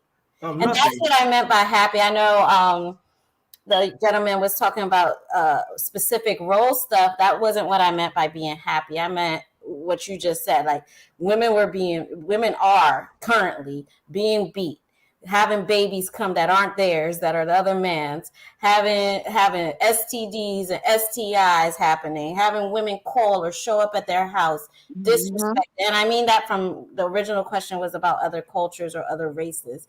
A lot of this stuff is happening in the background that they don't publicly speak about. And some might stay, but what about that is saying that person is happy or is better? It's not better. It's a generational curse that needs to be broken. But a lot of those women, a lot of those men and some of those women, like a lot of those men believe that when women stuck it out, they felt like that was the women, like they felt like that was the women they knew. They don't like all this divorce and stuff. And I've seen a whole lot of them older guys say things like that. They talking about women are not the same. They're not built the same anymore. Well, men aren't the same either, right? And A, B, women are more educated now. Women are able to have their own finance. Back then, a lot of women stayed because they couldn't work. They couldn't afford to take care of them and their children if they left. They couldn't afford to purchase a home or rent one. They didn't know how to drive. Like, let me ask you this question though. So with women getting more education, does this mean they become more like an alpha female with their knowledge and want to be? No, you don't need to. I have a college degree. I don't need to be. If I cannot be an alpha female, I will sit with my degree on the wall and sit at home if I could. But I also don't need to, right? So if a man treats me bad, I could use my degree and go get work that I need to get, right? So it's that, right? If I'm pushed in a corner and I feel as if I'm in a bad situation. Back then, women had no choice. They had to stay. It was stigma. Nobody in the community will help them. There were no shelters available. Right now, I work in housing. There's a thing called VAWA, Violence Against Women Act. If you say VAWA, they will remove you from that situation altogether, right? So there are systems and programs in place for women that are abused and I'm going to the extreme, not saying this is everybody, but there are things in place if you feel as if you need to get out of your situation that was not available back then. So yes, there are more divorces. Yes, there are more women leaving. I was about to say, we have gone to the extreme because Papa Pimp throw that in there, and you gotta cut that one off because most of these divorces are not for domestic violence or somebody's beating them. It's unhappy for the things I was talking about, not for beating them or having. No, I can't cut it off because I see it in real life. No, so I understand that. I see it. I hear it. Let me ask you a question. What percentage of divorces do you believe are for someone having an outside baby, infidelity, or being beaten? In my culture? No, I'm talking about today, United States, 2002. Today in my culture that lives in the United States? Yes, the United States. Are you in that? Where are you? Are you in the States? I'm saying in my culture because I'm in a different group. I am in the United States. My family's in the United States, but and you work in the family in the housing in the United States. Yes, I work in the housing community. You said I see it every day, so I thought that's what you were talking about. Yes, I do see those situations, and I hear from women and all of that stuff on a daily. When I was working on site in the last 3 months, I've switched to the back end of stuff, so I probably will hear it less. But also now that I switched, I know specifically of shelters, of places where they house women or men, or I would just say people, of people that claim domestic violence. It goes both ways, right? So it goes for men, it goes for women, but of relationships that are not healthy because of domestic violence. And that is about, I would say, of relationships, I can't give you marriage, but of relationships, I would say it's about 50 to 60%, which is a high number to me. So you believe 50 to 60% of relationships are ended or have some form of domestic violence in them? Yes, like I said, it's not always physical, but if a person starts throwing things in the house, you got to look for those signals, right? Right. Although I was raised by a submissive, quote unquote, mother, I was raised when she said, "The day the man hits you, leave. The day the man shows violence, leave." So if I'm raised by that old generation, then she's telling me to leave. That means, and that's what I mean by happiness, right? Because I didn't know it, and she's like, "Don't go through that shit." Right, I get that. I just wanted to make sure because to me that was two separate things. You know what I mean? Because I don't maybe it's just me, but 50% of relationships are ended that way. There's a lot of things that aren't said, right? So no, I get that. I get that. You don't know it unless you're in it, unless you work for Section 8, unless you work for housing, unless you work for any and unfortunately it does happen more in low income situations. I was about to say, I'm like, I think we're focused on kind of more of those, but I highly doubt, Stedman is whooping Oprah's ass every day, or Oprah's ass, come on now. She ain't submissive to nobody. I was just being facetious, but what I'm saying is like I think those situations, we're putting in the worst class situation. She doesn't have a place to stay, and she's keeping there, and she's unhappy, and I mean, people get divorced at millionaires get divorced. You know what I mean? It's like income doesn't necessarily correlate with that. You know what I mean? But I would say I just was curious because I hear that and I'm like I really, even if I say half are for that, what are the other half for being unhappy? You just committed to millionaires. I want you to Google Potter Potty babes, okay? What some of these rich men are putting some of these women through. But let me ask you a question now. You're saying what these rich men putting these women through. Some of them, I look at them housewives now. They get them in. I was just about to say, I'm like, you watch it every day. You don't think of it as because a man is bigger and stronger. We don't think of it as being abusive. I watched an argument between what is her name, LaToya Luckett, and her ex-husband on her show, and it was not him. Okay. Well, and him when he was married also to K. Michelle, and she said the same fucking thing. I don't know. How is it not him? I can't. I can only go based on what I saw. I'm telling you what I saw and heard by 2 years of my 2 eyes. You know what I mean? That's hearsay from K. And K. Michelle. Okay, it's not hearsay because let me give you some tea. Right? She said it. Toya Luckett and her whole crew said K. Michelle was lying. He could just be convincing. Some of these people are have the gift of gab, right? They could speak their way out of anything. All we have and that's another way of domestic violence. They will usually say, "Oh, she or he made me mad," and they know when they get me upset, I will act in a certain way. So they did it, making me want to react. Okay, how about Amber Heard? How about this? Amber Heard. We heard for a month about Amber Heard stuff, and it was actually him who's being abused in this. I agree with that. I agree with the Johnny Depp. Women talk too. Wait, one more thing is also when you hear these stories, you're also hearing it. There's 3 sides, like and I know, and oftentimes you're hearing this story from the woman, not from the man. I beat the shit out of her. I threw this thing across the room. He's not saying any of that, and I get that. I think it's hard because you can empathize with the woman because you are a woman, but it's hard to understand a man sitting there when he's getting berated. You're a man, you should just walk out, and it's hard. That's the idea is that men cannot be berated. I see it. Shoot, people talk, I've been in some groups for like singles and stuff, and they'll put up stuff like why are these men talking about all the things women got to do and bringing stuff to the table? And then I look, and the two, three, 4 previous posts are about women talking about what men ain't doing and what they're not doing for me, and you too broke to date, and And like, men, why do men feel they have to have so much money to ask you out? And why do men feel like they need it? Because women say it and then they talk out of the other side of their mouth. And so men are like very confused with how you can, a lot of times women say things in public and then they really believe another thing when it comes to like I said, with spousal abuse. I mean, the most common spousal abuse is between two homosexual couples, right? And homosexual couples have the most domestic violence of any group. You know what I mean? And these are, and so like way higher. And so we don't talk about it though. We never hear about those. You know what I mean? They're kept pretty. You know, men get abused, but they ain't gonna go out here and tell nobody a woman abused. They gonna look weak. They don't want to look weak. That's the issue. Is women are like, well, why didn't you just go and tell somebody? Because it's embarrassing.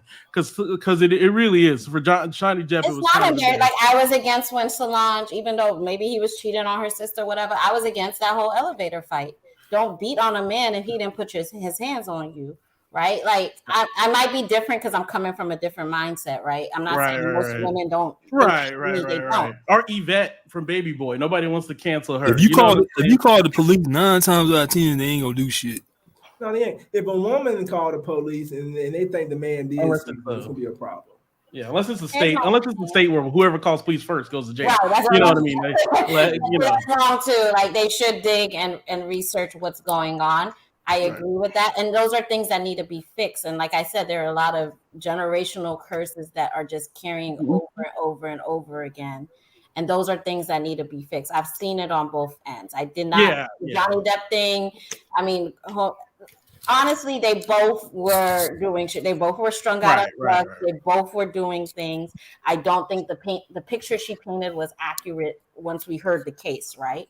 Right. I think it's almost like, but it's almost like what's love got to do with it? At a certain point, she gonna whoop on. Sometimes I beat up I too. It don't mean that I'm not the most affected by it. You know what I mean? Just because I got a few good licks in on them. You know what I mean? Like it still means I still can be the day victim. Somebody raises their hand and hit each one another. Y'all need to go. You need to go to therapy. You need to go. Like that is. But you said you need to go. The line. Like, imagine how many people stay in those type of relationships though. Because some people feel like that's all they have, or they got. And people still think like that. People getting spit on and everything. They ain't leaving them relationship. Because men out here, I seen men who get mentally abused every day. Some of them feel like they can't find nobody else, or they don't want to be alone. A lot of people take abuse because they don't want to be alone. They're afraid to leave because they're afraid they can't get somebody else and stuff like that.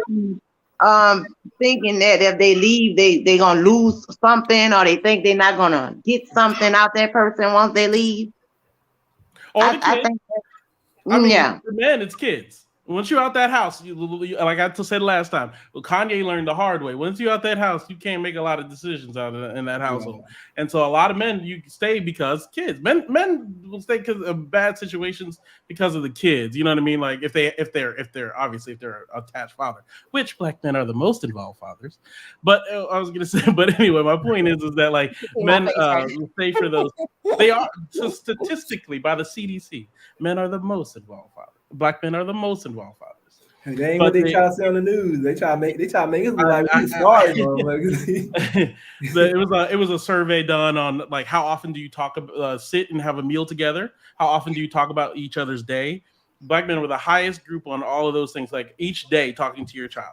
I'm gonna tell you what's so sad about that is you got to look up these statistics. How many people are really doing it? Everybody don't know that. So for you to find out the truth, you have to actually look up statistics. They're not gonna put it out there and say that about black men. Because I see the stereotype is we just sorry, we ain't good fathers, we stay locked up. You gotta go look up statistics. Find that shit. That don't make sense to me. So that's bad when you gotta look up statistics. Propaganda, right? That's pure propaganda, and that's what's wrong. Even in this whole abortion thing or this whole whatever, a lot of things they talk with the Section 8 thing. They talk about the black community, but a lot of it is the white community. A lot of it is other religious communities that don't do much of anything, right? Or that use those benefits and use those things more than the Black community, but they don't want to speak about that. So let's go to another question now. We go back to submissive, and we were talking about foreign women. We ain't even got to talk about foreign women first. Now, white women.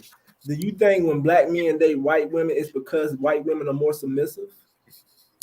Sometimes. I think they do whatever y'all ask them to do. To be honest. So do you think you have to compete with white women when it comes to keeping a man? I don't. And I won't. Go ahead, your name Tamika? Go ahead, girl. I don't think Black women really have to compete because number one, most people want somebody kind of who looks like them looking back at them. I think you got I'm sorry.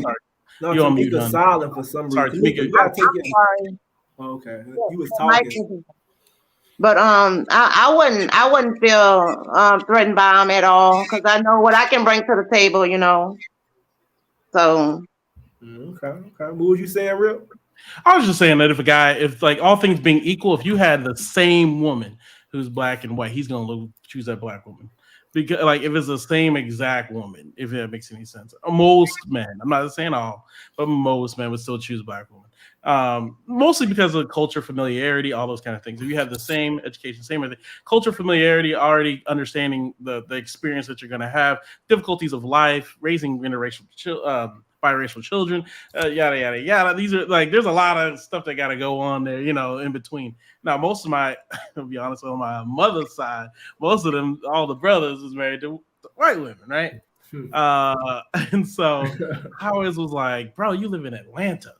You live in Atlanta. Like, bruh, you couldn't find that one. But you know what? They're real good with it. I have to be honest. They're good. They're great girls, you know. And I'm like, well, she's actually real cool. I can't even front. But it's not my choice. I don't know. I don't think that women should have to necessarily like compete against them in that way.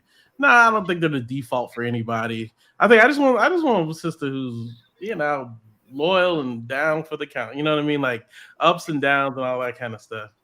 So, I mean, I heard a lot of Black men say go overseas and they feel like the women over there are just more submissive. They're more like, you know. Hey, man, a dude was just telling me that today. And they were saying they're easy to get along with overseas, those type of women. How do y'all feel about that? Black women? I mean, yeah, they're women of color, or, you know. Here's the thing. Overseas, right? You're not dealing with a lot of the shit that you're dealing with in America. Mm-hmm. A Black woman is more boisterous and a Black American woman, I should say, is more boisterous and more upfront because she has a lot of shit to carry, to burden, a lot of burdens to carry, right? You can have a Black son and raise them, and you have to give them specific conversations. If you go out, you see a police officer, you think that same way with your husband. You were alluding earlier, like, oh, your wife might be your child, but a man is your first child, they say sometimes, right? Like you worry about your husband being out there. You worry about, so if I call you, you're not answering, are you cheating? Maybe, but you could also be arrested or shot dead, right? In America, right? So we got, living here, we have a lot of more burden to worry about. And that's just one example, but than living overseas in a majority Black. What about the women from overseas who come over here to live? I was raised here, but let me say my mother is one. We're called first generation, but let me say my mother is one, right? If I still have those worries living here, right? So, like, for example, the person, I'm single by definition, but the person we're loosely dating, trying to get to know each other right now, his phone, whatever happened to his phone, he lives in a different state than me. I was calling for 3-4 days, couldn't reach him. Part of it was worry. Part of it was, what's going on? So if when you answer, maybe a person from a different culture that lives in a different country or from a different ethnicity might be like, hey, baby, how are you? All cheery and shit. I might be like, where the fuck were you? Like, because I was worried. So my reaction might be wrong. And maybe once I calm down, I might be like, okay. Or once I hear what's happened, I might be like, okay. But we're more worried. And I'm from a different culture. I've been raised a different way in some aspects, but I was also raised here, and I see and hear what happens and what could happen here. And he a hothead. I'm not gonna lie. Like anything could have happened. So it's like, okay, what are my options? And the way women think altogether, and especially Black women, we lay all our options out in our head and be like, okay, what could be going on? And that's on a disappearing thing. On a submissive thing, it's like, well, why he asking me to do this?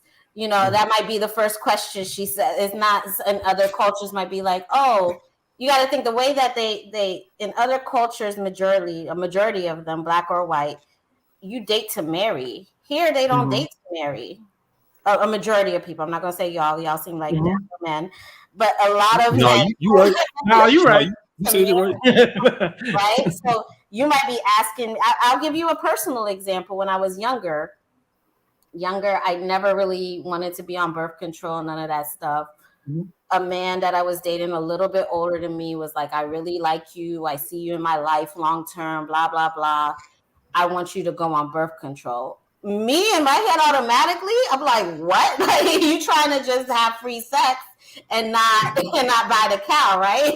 So submissive me, all of me, right? And I'm like, Black American me, Black African me. I'm like, why are you asking me to go on birth control? We gonna be married anyway, you know? So I came off wrong. Now, older me, I was younger, he was much older, but older me is like, okay, maybe he was taking precautions because he knew I was still young, still, you know, going through things in life, getting my career straight, blah, you know, all that stuff. But I wasn't at the time aware enough to ask those follow-up questions.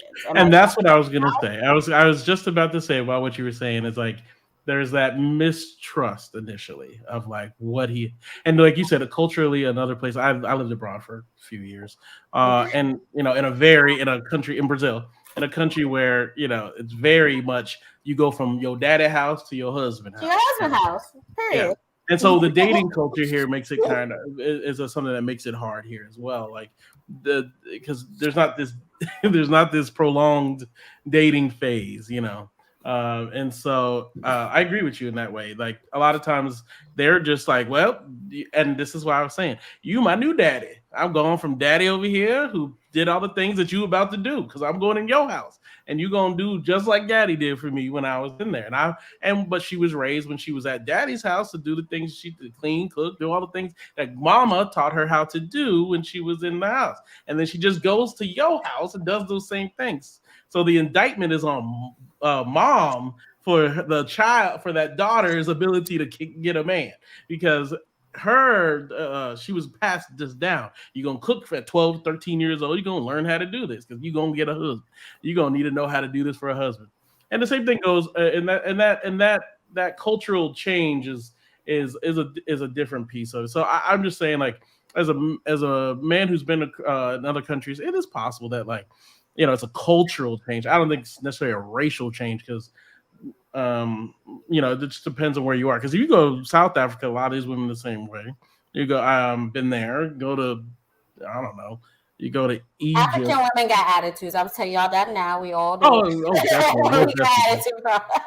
Yeah, most definitely. Now, I'm not gonna, you know, not gonna go after anybody, but particularly Nigerian and let's see, the sweetest woman I know is Kenyan. She, you know, that was a very sweet woman. You talking about them type of women? Yeah, from those cultures, those particular cultures, you know.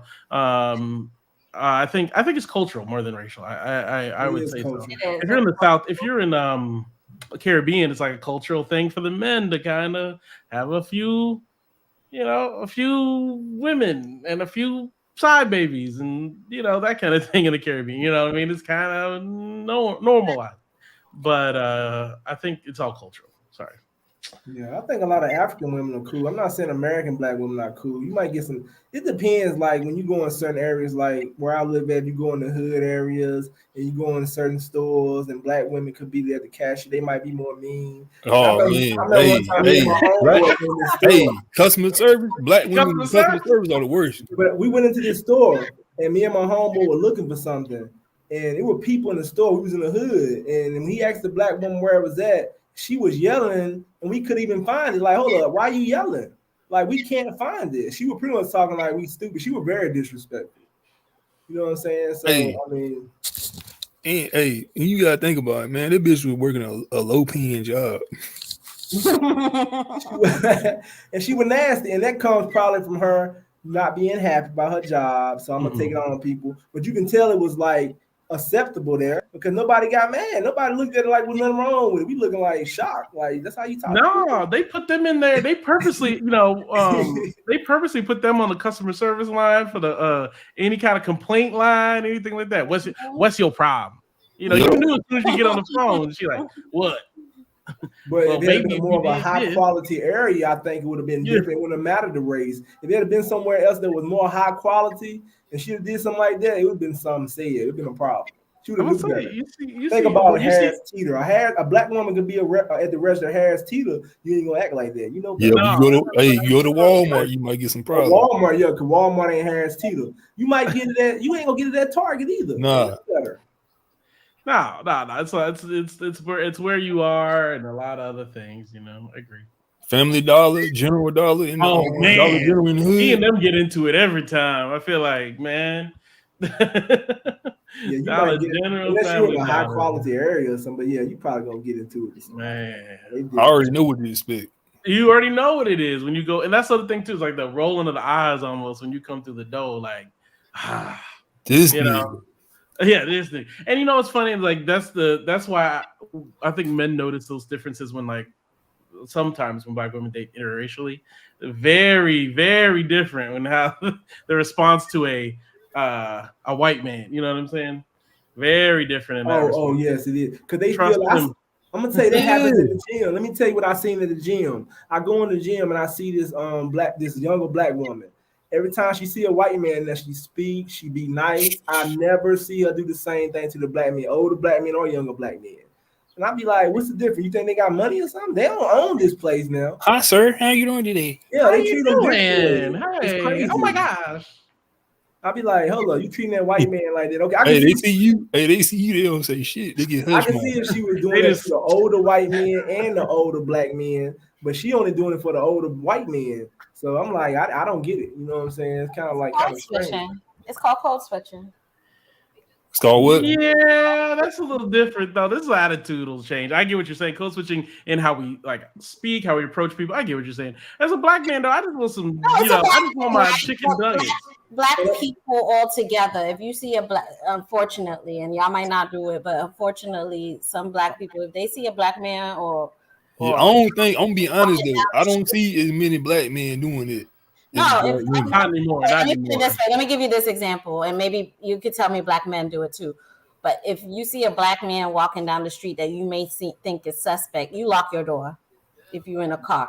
When I see a white man walk, I don't lock my door. I don't even see it. But I'm gonna tell you though, why they different type of criminals. Because in the NBA, when they were talking about how you lock your door and you see that black man, the white man come with that suit on and he getting you out of your money in your bank and stuff like that. They get you different kind of ways though. Yeah, they might not come down the street and you gotta lock your door, but they the con artists is coming over there acting like they cool, and then they're getting you out of millions of dollars out your money and stuff like that. So it's different. Yeah, I'm just talking about how them motherfuckers treat you from face to face. You know what I'm saying? Yeah, it's the same concept, right? You have a negative. Sometimes we have a negative connotation in our head when you see a black person or a black. And that's wow. And it needs to switch, but that's the connotation. When I'm gonna tell you another.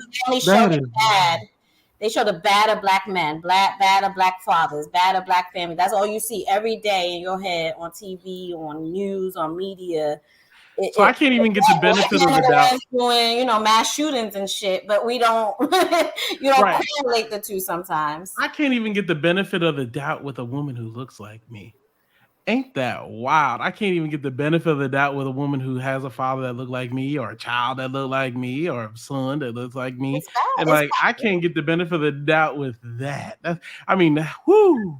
I'm But like, that's just let me live, baby. Just let me But live. that's an example of what you don't see in foreign countries. That's what I mean Yeah. by Oh, like, yeah. a lot of that you don't. It eliminates itself. Yeah. Yeah. That's true. In majority black foreign countries. That's true. That's true. It's not there because everybody black. So now you got to look for something else, right? Now you gotta do some others. Then they do it by class at that point. It's by class, right? Yeah, usually by class at the second one. So that's why we do socioeconomic slash racial lines. And so the first is race. Then most people choose class as that. What's he wearing? What's she wearing? Right? Mhm. And then the next one after that is usually how you speak, because then after that you can learn their socioeconomic status based on those three attributes. And sadly, in the United States, you can kind of figure out where somebody is with those three pieces. But that's why I was so upset, even with that. What's his name? The Black Panther finder, that the Black Panther writer. Sorry, producer. Y'all heard about that, right? Yeah, Coogly, Ryan Coogly, right? Yeah, that the bank situation. Yeah, she called. She was black. She was black. Did y'all hear about it? Yeah. Like, I was upset. I worked in banking when I was younger, and it was like she had so many other ways to prove what was going on before calling the police. And that you just went. He was black. He had a hoodie on. He had a mask on, which is acceptable right now in our society. But I'm gonna give her the benefit of the doubt, because he did send a note. Gave her a note, right? No, I read the note. I heard the note. The note was nothing. Working in banking, I could see from the outside when they told the story, looking in, why it would look weird. Oh, okay. I worked in banking. I worked as a teller. They give notes sometimes. Oh, okay. The other thing is too, if you have a deaf person coming in there and he's going to give you a note, like, they give notes, and what he was saying made sense, because even when somebody is withdrawing that large amount of money, we do go count it in the back. You do not count it or give it to the person in the front. Exactly. I will say I've never gotten more than $5,000 in the front. Right. Like, every time I get more than $5,000 out, it's gonna be like, look, I get followed to the back. It's cool to go back there, but like, I always be wondering, like, when I go to the back, like, people know I'm going back there though. Right. But it could be like, I don't know. When I banked, it was we did it where the safe deposit boxes were, right? So you could be a customer going to go get your safe deposit box. Like, they don't really know per se, but if anybody won the lottery, did a large withdrawal, whatever it was, the note that he sent said, "Hey, I'm withdrawing whatever it was, like $15,000. Yeah, like 15 for you to count it at the back." It said nothing that usually, if we're getting robbed, and I've been, not me personally, but I was there when we were robbed twice. The note says, "I'm robbing you. This is a robbery. Give me all the money in your drawer." Like, it's not. Oh, okay. For you to withdraw $15,000, please count it at the back for me. I don't want people to know. I want to be discreet. He put in his PIN. He put in his card. That's what I was gonna say too. I was like, he had to put his PIN in. Like, he put his PIN. What, he gave you his ID. Any question she asked him, he provided. But yet, because of his looks, the police came in, arrested him on the spot. Why? Hey, a white man would have got away with it though. They would have asked questions. No questions were asked. No, she did every verification she needed to do to know that it was him. She could have asked him to lower his mask, and he said he would have done it. Yeah, that's disgusting. That's disgusting. It's disgusting, and it's like, why? And it's the same mentality that when you see a black man, unfortunately in America, and he looks a certain way, you think something, and it's sad.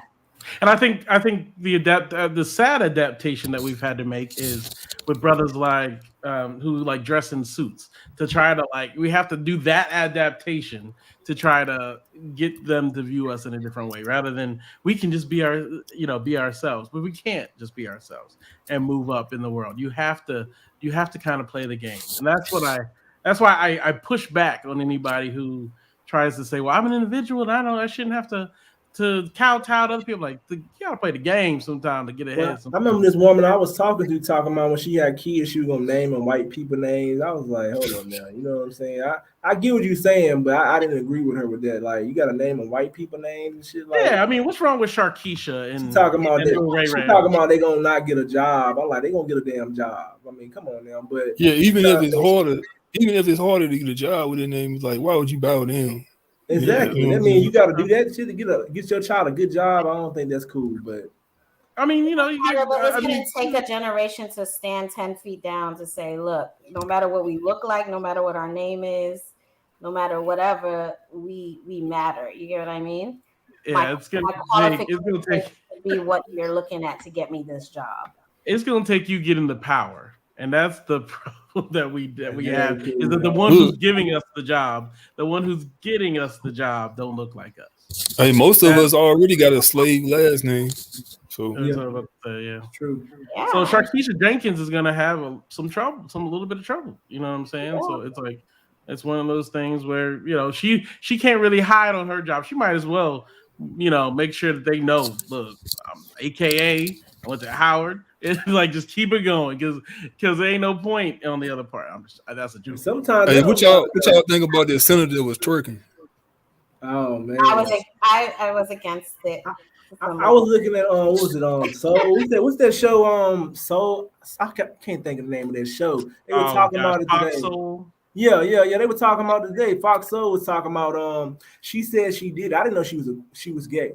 She's talking about she did it to represent queers and all this shit. Talking about the younger generation. And I was like, "Holy, you got to turn your ass upside down to represent queers." So you made black people look bad. Yeah, she posted the video, and underneath it, I guess a bill was coming up in February to speak and bring up, in school where they do sex ed or whatever at some point, and it was a bill to bring up that they can discuss LGBTQ, rights and all that. She made it look even worse. That industry, right? Regardless of it, I think I'm not saying as an individual. Yes, you're a college-educated Black woman. You're a senator. I don't think you shouldn't live your private life. I just don't think she should have posted it. She's 28 years old. She ain't no 19-year-old. She goddamn almost 30. Twerk, but you're never gonna see a video of it. And then you I was just about to say that. I'm like, there's a difference between there's a difference between how I hang out when I'm at the corporate office, at the office party, and the difference between how I act when I'm at Magic City. Leave the twerk, like Shula King said, leave the twerking out in public to Nicki Minaj and people like that. They getting paid to twerk and shit. Yeah. You a senator. What the hell wrong with you? You know what I'm saying? This who we getting led by? The thing is, she could twerk, right? She could do the exact same thing she did. And first off, the twerk was not that well. But anyway, she could twerk. But why did you have to tape? I would have respected it more if it was a leaked video, right? Like if somebody on that beach saw her and be like, "Oh, that's so and so. Let me take a video and post it." Right. That's different. Michelle Obama had a goddamn been upside down twerking back when Obama. Come on. I'm sure Michelle Obama has twerked in her days. Oh yes. But she never did look, shit like that. She was around the late 80s, early 90s. Could have been out there at Freaknik. Ain't no video of Freaknik of Michelle Obama out there. No, she knows better. The video that the documentary they just did for what's the name of her book that she wrote that I have? Becoming. The documentary they just did for it. She was dancing to rap music. Like they had rappers, straight up, celebrities. That's why they were there. But the thing was, she was clothed when she was dancing, but she was dancing like a Black girl from Chicago. You know what I mean? So we've seen them. We need to lose who we are. If homegirl wanted to twerk upside down on the beach, go for it. You're off. Congress is closed. Whatever. Right. You're not working. I just don't think you should have posted it and tied it to a political thing because nobody talks about that political thing. And then she said she's gonna expose people who don't like gay people by this shit. I'm like, hold on, man. It has nothing to do with their sexuality. It was wrong. And I'm about to say, in a state where it's gonna pass. By the way, I mean Rhode Island is the bluest of the blue states. States. I mean, it's gonna pass. It's like, I asked a few people I know from Rhode Island, like, how y'all feel about it? They were like, I'm voting for her. And I said, yeah, well, I'm like, dude, dude, they want to see her shake her ass. Come on. I think women vote for women. no, this was a man. I mean, I asked people, they didn't care. I mean, and other people just didn't care. I wouldn't say I wouldn't vote for her because of what she did. I just didn't think it was a step forward either. You know what I mean? I just don't think. I think you could have had a better way of me figuring out that there was a black state senator in Rhode Island. I will say this. Hey, why she had to be black though? I would question voting for her. I would question voting for her. I'm not saying it would stop me. I would question, like, okay, is this what you doing? What you gonna do when you get in the office? You know I'm like, man, like, why the fuck would you do something like that? You got to question. In correlation, right? AOC, y'all know AOC, right? Yeah. She did in college. She had a video of her dancing. It was like a makeshift music video, but she had fully clothes on, all of that. She was just having fun. They try to release it to say, "Oh, she has too much fun." And homegirl, she was already voted in and everything. She danced to her office. She did another video and posted a dance to her office because it just doesn't matter. But she was fully clothed. It was respectable. So it's not that they can't, fire back. And it's a new generation, right? We do need to throw out some of what the old heads did, because some of them was still fingering little girls. Some of them, a lot of them, like, think of what her counterparts are doing and what's really going on. And there's a Supreme Court. So let me ask you a question. So you saying because the newer generation is cool, she did? I'm saying I see why they accept it. I do not accept it. I'm saying that I see why they're like, it ain't that big of a deal in the grand scheme of things that we're going through right now in America. I think it should be a big deal just because of her title. But at the same time, I get what people trying to make it cool. Just because you're a title, it just ain't cool. You know what I'm saying? Like, you showing now that pretty much we trying to give this thing is, okay, it don't matter what your title and how respectable it is, you can twerk or you can do crazy shit. So, I mean, it just depends on how literally dancing. I just watched the video just so I could know what you were talking about. And I'm like, she's literally like doing what you do at a dance class. I was like, okay, this is homegirl was upside down. I was like, this was I don't really care, but it's crazy that like my dude said, why she have to be black though? But here's my thing, right? Okay, she's black. We're speaking about it right now. I do not agree with what happened, her posting it and making it public. But there's also Matt Gaetz, that's a senator for some southern country, some southern state. I can't remember which one. And he's accused of having sex with underage girls. White? Is he white? Yes. So that's good. Yeah. In the grand scheme of things, is what she did really that bad? You get what I mean? And I think that's where people are coming from with it. No, it ain't that bad. It's just about, I think, trust the decision making though. I think people need to start keeping more shit in the house. You know what I'm saying? Behind closed doors. Yeah. I'm gonna tell you, that's why you can say the internet messing up stuff. You want to get up here and have a viral video so bad. If you gotta be able to, if you're trying your best to be a Senate or whatever she's trying to do, and you got to do something like that to win, then you losing, because like that's why the internet is so dangerous. People got to the point they'll go viral and they want to go viral for anything. So I think it's the internet is doing this to people. Not only that, the internet never forgets. So like Acacia, the AOC video is like, she is my age, so it had to been about 13, 14 years ago. They don't care. They will find you, especially with these face tracking apps. They will find you. All they need to know is your face. That's true. You know what I mean? Like, man, they gonna know who you are. And that's the thing. That's why Barack Obama to me was like, I was like, dang, they picked the right dude and right woman. Because like neither one, she ain't got no freaknik video. She wasn't in the tip drill video. She been out here doing her thing. You know what I mean? The same thing with him. Even though he did some stuff, he said, I'm like, he tried cocaine, smoked for a long time, but you ain't gonna catch that on camera somewhere. You ain't in somebody's home video somewhere. You know, the thing is that grew up in a time where it wasn't camera. AOC grew up in our age, right? Yep, like, that's true. Cameras. That is absolutely true. That's the danger of today. That's what I'm saying. I'm saying, like, today you have to be even more cognizant of what is out there about you, because all it takes is that much. Yeah, I mean, they social media spreads stuff fast. Look how fast stuff get through there. it's like lightning quick. The internet spreads stuff. So as it hit the internet, Twitter. Woo, people getting in trouble for their Twitter posts back in the day. Justin Bieber and his old videos of him saying the N-word all over the place. And I mean, they will come for you. They'll find it. And these people will come back and say sorry after they had said it. Like, hold on, how you gonna take that back, man? You know you meant it when you said it.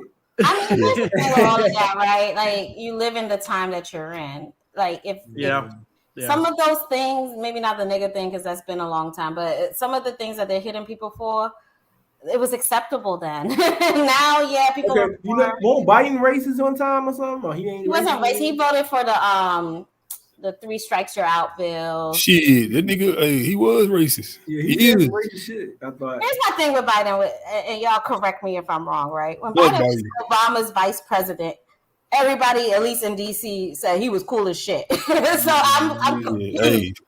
These bills, all this information was out there. Biden helped get a lot of black men locked up. Yeah. Well, no. Okay. I mean, and I look at it a different way too, right? Because, and maybe it's because I do live in DC and I'm around Congress. I hear all of this stuff. But if you look at the basis of that 3 strikes you're out bill, it said you had 3 times to fuck up doing the same exact crime, and we gonna throw the book at you. Right. Now, where they fucked up is that each state looked at the law differently. Each state said, "Oh, okay, we're going to concentrate and apply this law to Black communities." Him voting for it, Congress voting for it, wasn't what was wrong. It was the way that the states applied the law is what was fucked up. And what was that comment he made about Black people? I forgot. I can't remember. Yeah, he did make a comment. What did he say? I forgot what he said. Hold on. He don't want his kids growing up. And, he said, something like that. Yeah. So how do you guys feel about him? Did you watch the trial of not trial, but the hearings for Supreme Court Justice for Clarence Thomas when Anita Hill took the stand? It was Biden who was trying to push her along. Now that may be because of party, needs of the party to keep Clarence Thomas off the bench at the time, but he was assisting Anita Hill a lot during that investigation. He was on the panel. During that, you can watch him, a young Joe Biden younger Joe Biden at that time. That's how I knew of him before he became the vice president. But one of the things I would like to, the other thing I'm going to say is that Joe was not our president as much as he was it was like, okay, A or B, column A or column B. When column A is like, it's like fried rice. Column B is like some shit you ain't never heard of. You're like, look, I know this one on column A, and column B was Trump. I was like, all right, bro, I'm just gonna go whatever's on column A. They could have put anybody up there. Right. Anybody. They could have put Trump. I'm just saying, all this hatred that Black people, we need to learn how to do our research, right? So all this hatred we have for him, when Obama chose him as his vice president, a majority of the states that I've been in did not dislike him. It didn't, all this stuff that was already there didn't come up until he ran for president. And it's like, well, when y'all start hating him, before or after, for 8 years, he been cool Joe Biden with the sunglasses walking around. I ain't never thought he was cool. Okay. A lot of people, at least up here, I think I'm assuming a lot of y'all are in like Atlanta or something. A lot of people up here, they marked him as cool Vice President Joe Biden. Okay. So, and all of these laws that he had voted for, he's been in Congress for however many years. But you know what? I think sometimes it's easy to win over Black people too. I remember when Hillary Clinton pulled out some damn hot sauce out her pocketbook. Yeah. You know why she did that? She did that for the Black women. It's just so easy to trick us. I ain't saying Hillary Clinton got all the Black people voting Democrat. Yeah, pulling hot sauce out your pocket. That's all you gotta do is pull a fucking hot sauce out your pocket. I agree. We need to. I think we were more cognizant on this election though. Like, we held him to the fire a little bit, because even when he did with Charlemagne the God, like saying, "Oh, if you're not Black if you don't vote for me," that was bullshit. The reason why we gave you the vote, like he just said, is because our other option was trash too. Like complete trash. Nobody was like, it was a bad. It was the timing was where he slipped in that way. I'm a Bernie guy, but I'm not gonna not vote because I know what How did he happened win last. the primary though? We were all Bernie, maybe Elizabeth. What's her name? Elizabeth. I like Warren. Buttigieg. I liked what's his name? I like Booker. I voted for Booker. What's my other dude? My tall dude that he's still doing crazy stuff, but I love him to death. Booker? Texas. Harry Booker? No, Texas, white dude. Oh, I don't know that one. Oh gosh, he got in trouble like when he was in high school. They brought that shit up. You know what I mean? Like that's how he lost his primary because what is his name? That's with a B. Buttigieg? No, I like Buttigieg though. Mayor Pete, he got me. He had a plan for black people. That's what I liked about Buttigieg. He had a concrete plan for how to address police brutality by not allowing municipalities to investigate themselves and make it a U.S. justice system requirement that all police shootings go under the federal U.S. justice system. Oh, that's how he lost then. Let me tell you that. All the police shootings had to be reviewed by the federal government. You know what I mean? Instead of the same. They didn't like that. You know, they didn't like that. Nah, they want that to be on the state, honey. Yeah, I liked it. I was like, yes, that's what I'm talking about. But you see, Biden's son was smoking crack, but I ain't heard about he no always arrest. been on crack though. His son been on crack before he became That president. was the bad son. The good son died. Not be He cool always about been on crack. smoking no fucking crack. I'm like, Yeah, wow. but hey, look, I'm saying, why the fuck he ain't getting arrested? Yeah, that's true. That's true. He had what, 21 grams? That's that money and power though. That's why he ain't getting arrested. Yeah, they're always hitting him. He's a lot of him and his daughter are kind of like they keeping that hush hush. But the thing, I mean, okay, let's not act like there's not privilege if you rich and in power in America. Okay, we already know that. Yeah. There's privilege. You saying somebody black like can get up on themselves? Beto. I finally figured black out the name. person. Look, I mean, Meadows. Okay. Beto, the white dude, lanky white dude, young guy. But I liked him, Beto. Yeah. hey, what about that black dude? He was like, was he a mayor or something? He was getting his back blown out by some white dude. Yeah, that was the Republican guy. Who's that?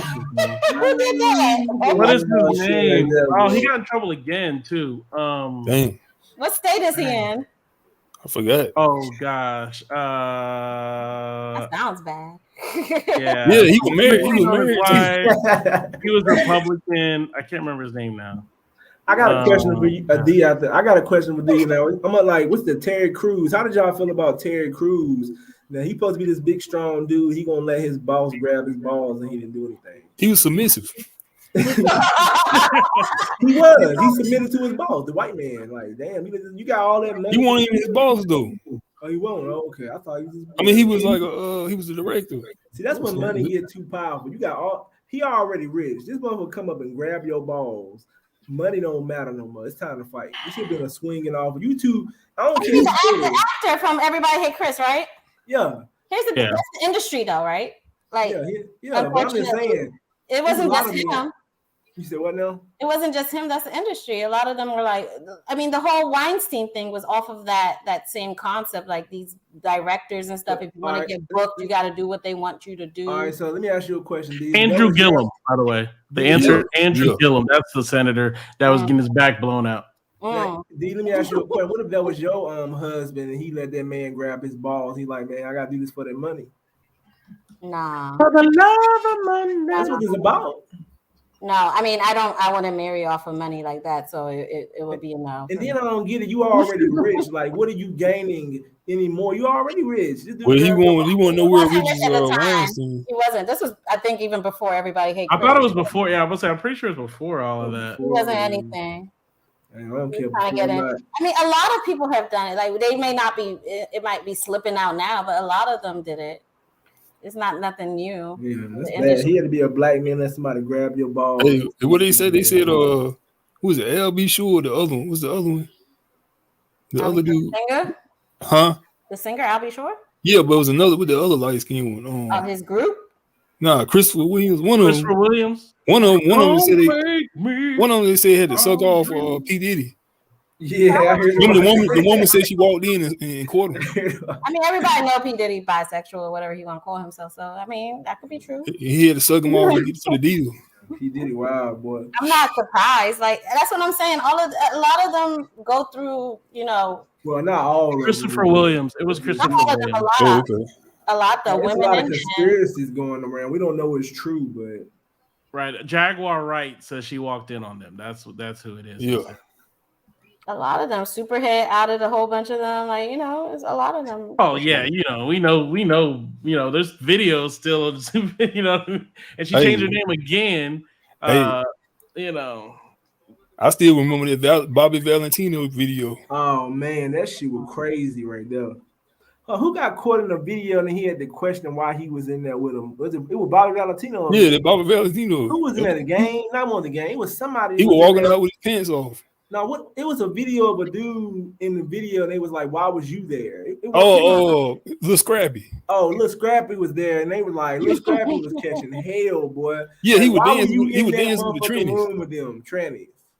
Well, the room full of them And I mean, he won't do anything, but it's just the point. They're like, "Bro, what you doing in the room full of trannies?" dancing. I was like, "Damn, that shit wild as hell." Like that's your life, but I'm questioning it. You know what I'm saying? I mean, I remember he was up on there. They were picking at him and shit. Though I still want to question why was Scrappy in the room for the trannies. Though. It's kind of wild. But I mean, dudes be out here doing their thing. You know what I mean? He said he won't do nothing. Though. I just want to know, like, I mean, it's like y'all catch me in a video with trannies. I'm chilling. Then when y'all ask me, I'm like, I was just chilling. Like, come on, man. Hey, but the way I see it, though, a man, if you be submissive to a man, then there's no way you can have a woman be submissive to you. You shouldn't expect it. No, they ain't gonna Scrappy be dating alpha female. I mean, all of them be talking to him crazy. So Like, I saw on Love and Hip Hop. Yeah, I was like, all of them. these dudes are like his mom. Like, but what I've learned is that he's got a very strong mama, though. Well, his mom was like, a pimp, wasn't she? Yeah, and so I've learned that he's kind of internalized that for himself, and he's like, his mom probably told him exactly what the hell to do, so he's used to that. You know what I mean? It kind of comes down like Pimp said, what you used to, what you grew up in. You know, like we all had different experiences, and so it's like, man, him growing up in that household, yes, with the pimping. You know that boy, what's his name? His mama. He was pimping his own mama. Oh God, Ain't Gonna Let Up. The guy from what's his name? Lil Yola or whatever his name is. His own mama, damn. Yeah. He just got arrested for violating the Mann Act. You know, taking women across state lines for the purposes of prostitution. You know, that's 10 years. Who pimps that mom though? That's some wild shit. I can't remember the name of the person who did that. Yeah, she must be on some crack or some shit. Yeah, had to be. Your mom ain't gonna let you pimp her. I mean, Cash Out, the guy from Cash Out. Riding around with that Nina. He just got arrested. Let's say allegedly for. Oh, I'm sorry. Yes, he was arrested. You're right. You're right. Arrested. He was arrested on charges. His mom, Marina Vicky, better known as. Y'all hear about the video? I seen on this video. This woman went on a date with a man. She wasn't happy, or she might have been suing him for $10,000 or something. Some crazy shit I seen on one of the forum. This black woman was mad when she went out on a date with a dude. And she was just hollering. I think she taking him to court. I think she's suing him, talking about it was a bad date.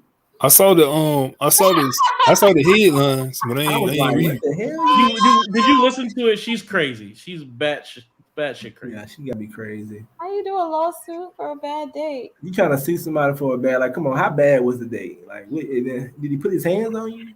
She was there arguing with the judge. Did y'all watch that thing? She's sitting there arguing with the judge. He finally put her on mute. I was rolling. It was Zoom. It was on Zoom. So he was like arguing with her. I was like, man, you ain't got no sense. You ain't doing nothing for your case over here. Yeah, she was an ass. She's got 6 cases. She's what's called a what do they call it? There's a people who bring up a lot of basically whatever she could sue for, she's suing for it. Yeah. She has one against Enterprise, once against somebody else. She's just trying to get some money. That's all that is. So let me ask you a question. When a man take you out on a date, should he pay if he asks, or who should pay for the first date? Yeah, I said that last week. He gonna pay. If he asks. Okay. What if you ask? If you ask him, would you pay? I have never asked a man to go on a date. Wow. This day. Wow. Till this day. Damn. You might be missing out on something. Yeah, I'm you nice, might. but I'm submissive, so I'm old school. You gonna ask me on a So date? you telling you ain't never approached a man and threw him a hint like, "What's A up?" hint maybe, but I've never been like some of these girls I'm hearing about or seeing like, hey, I just want to F you. I want to take you out. But that's a little bit too. That's like really over top. Yeah, I'm not that girl, so I have not. I'll flirt back. You get what I'm saying? Or you get the looks and then you flirt. They flirt, but for asking verbally saying, "Hey, you want to go out on a date?" I have never initiated that for the first date. Papa Pimp, I was just thinking about something the other day because this came up on a show, and I was like, "Yep, that's exactly what he was saying." One of the things I do is I have these women go with me to run errands. That gets them so excited. Like they can just sit up in the front seat and just run errands. I'm like, I never thought about it until some of the girls said it. And I was like, that's true. I've had that. Like they're like, don't do this unless you want her to stalk you. But she like having a front seat, like, I got business to take care of. Ain't nothing sexier than him going around doing stuff, and you just ride in the front seat, listening to music, playing whatever music is or whatever, and he's doing stuff for his, to further his business. Like I got a side business, y'all know that. And so like when I do that, like I gotta go, maybe just go to run bank. I may have to go over and do some like paperwork at the like law office or something like that. And like, just her riding around with it and seeing me take care of business sometimes is a cool little first. That's my little date. That's a date. Because then I might grab a meal on the way. And then, like you said, Papa Pimp, I'll be like, look, I'm just going over here to get like some McAllister's Deli. You know what I mean? You want something? And that's like, we out $20 on that, Right. It's not the fact that you're running errands that's sexy about it. It's the fact that you thought about her and you're including her in it. And you're including her in your life. That's that's what I'm saying. You're exactly right. I'm including her in my life, which makes her, she can imagine. The woman was saying, don't use this unless you want this chick. Because what she's doing the whole time is daydreaming about what life's going to be like with you. Precisely. You know what I mean? Like, so let me ask you a question. So let me ask you a question, D. What's the most expensive date you ever been on? What I said, it was like 200 or something. Okay, so he spent 200 on you, or was like on the date total, like him and you? Ticket total. It was a cruise. Yeah, weren't you on here last week, right? Yeah, it was a cruise. Oh, that's right. I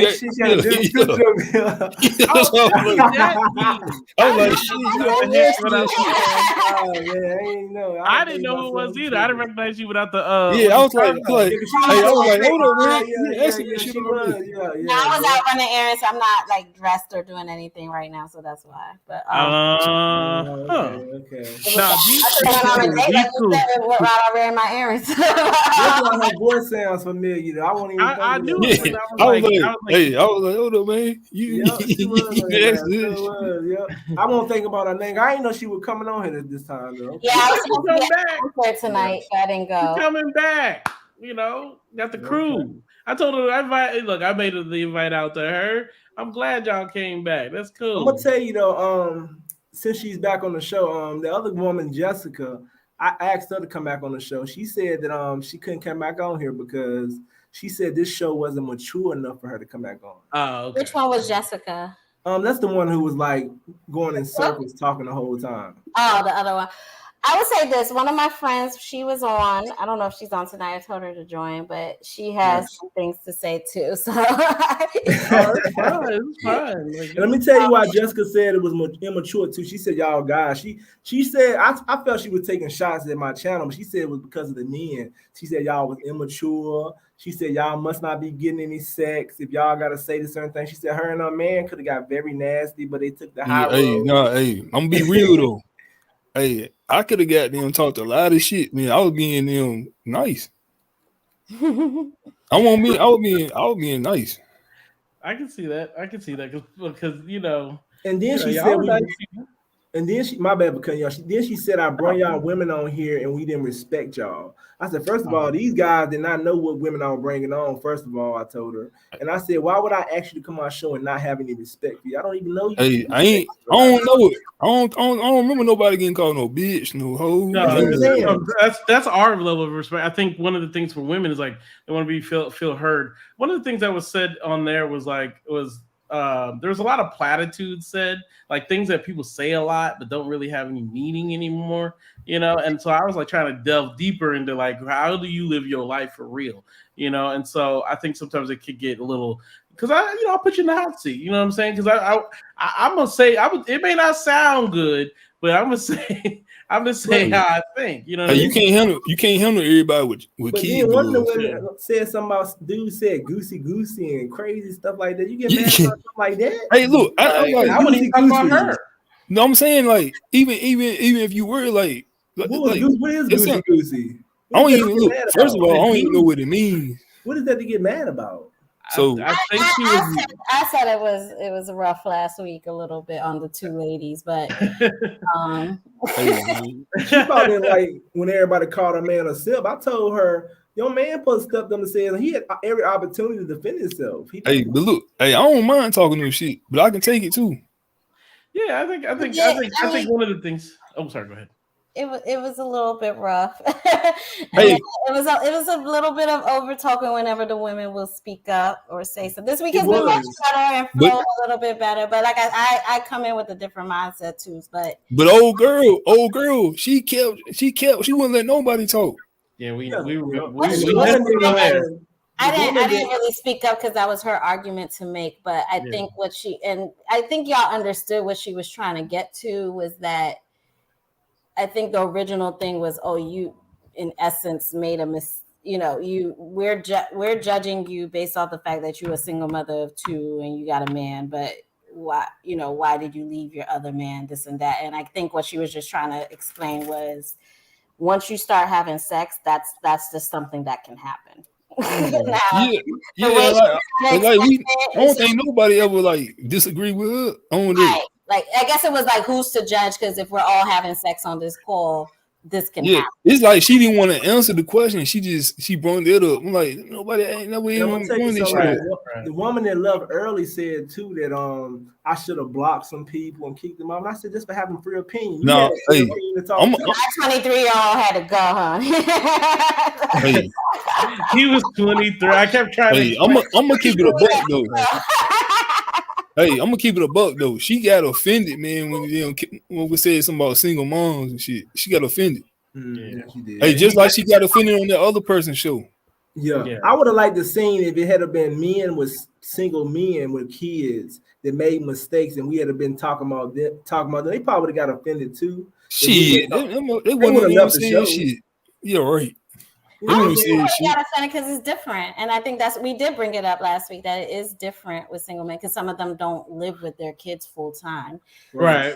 We different view. Like I date single men with kids, but it's a different feel, right.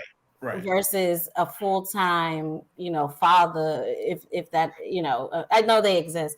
But a full-time father or mother and the kids are there. So you do need to be in their life in some aspects. So right.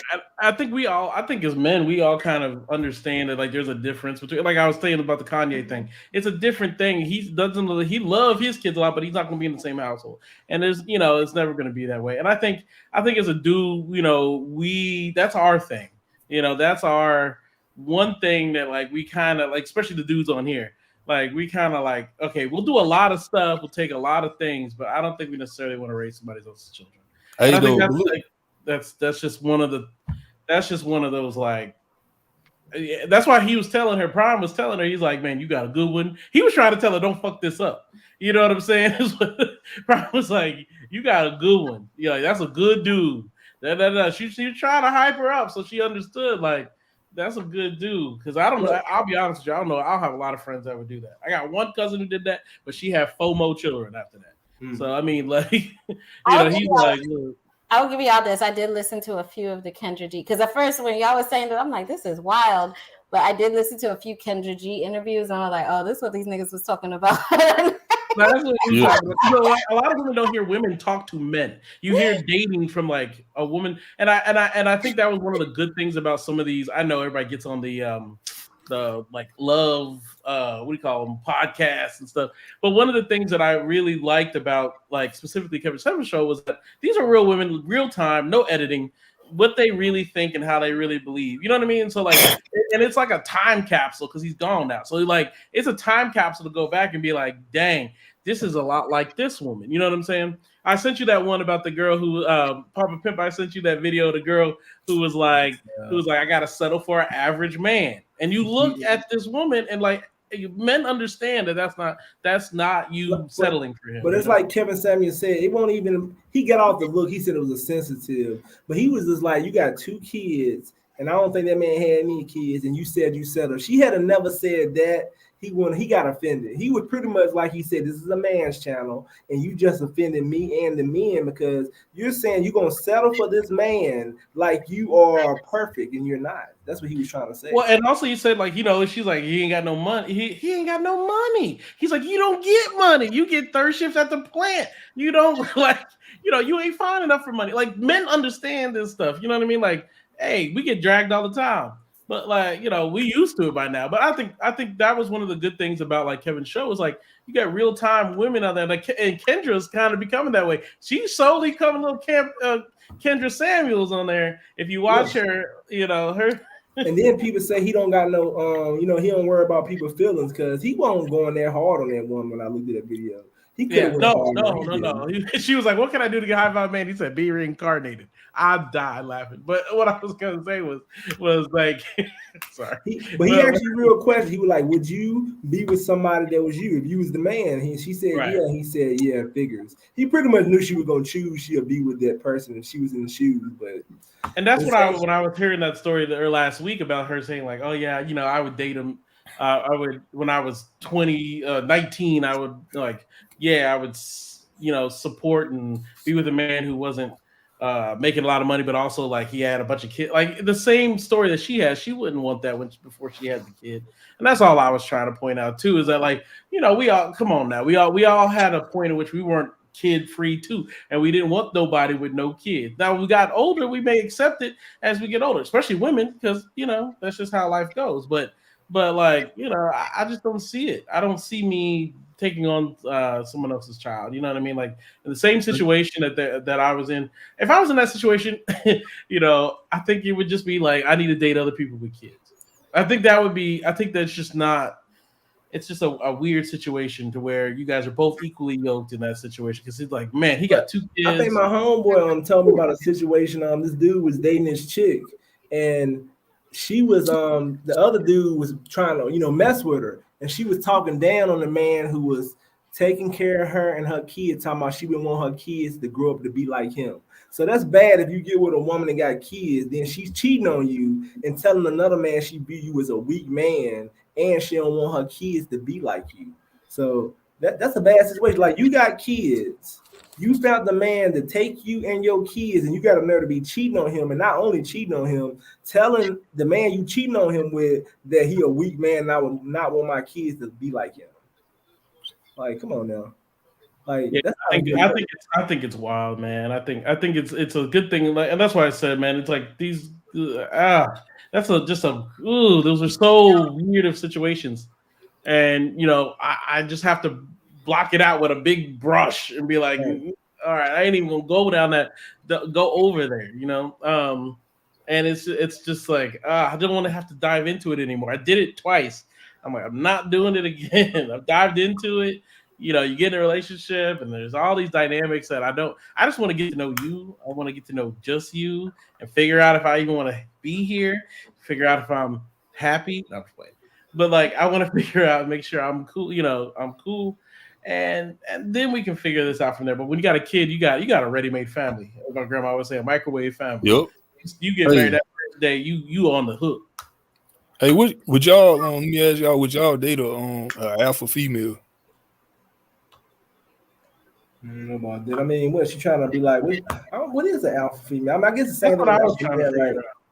I don't know about that. I don't want to date nobody. I'm be arguing with. We're gonna be arguing. I mean, I have talked to a woman who might have, like, I talked to this teacher. She supposed to be a feminine woman that would be submissive, but at the same time, she said she like to have it her way because she's a teacher. She tell her kids what to do, and I'm just like, okay, so you saying that at school you are the boss, you the teacher, but when you dating your man, he ain't no student. So how that fit in? Like, your man ain't no kid, so You talking about you like to be the one in control or whatever she was trying to say.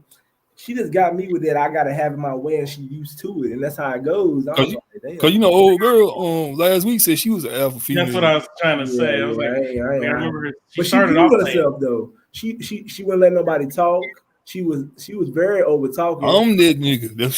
That's what.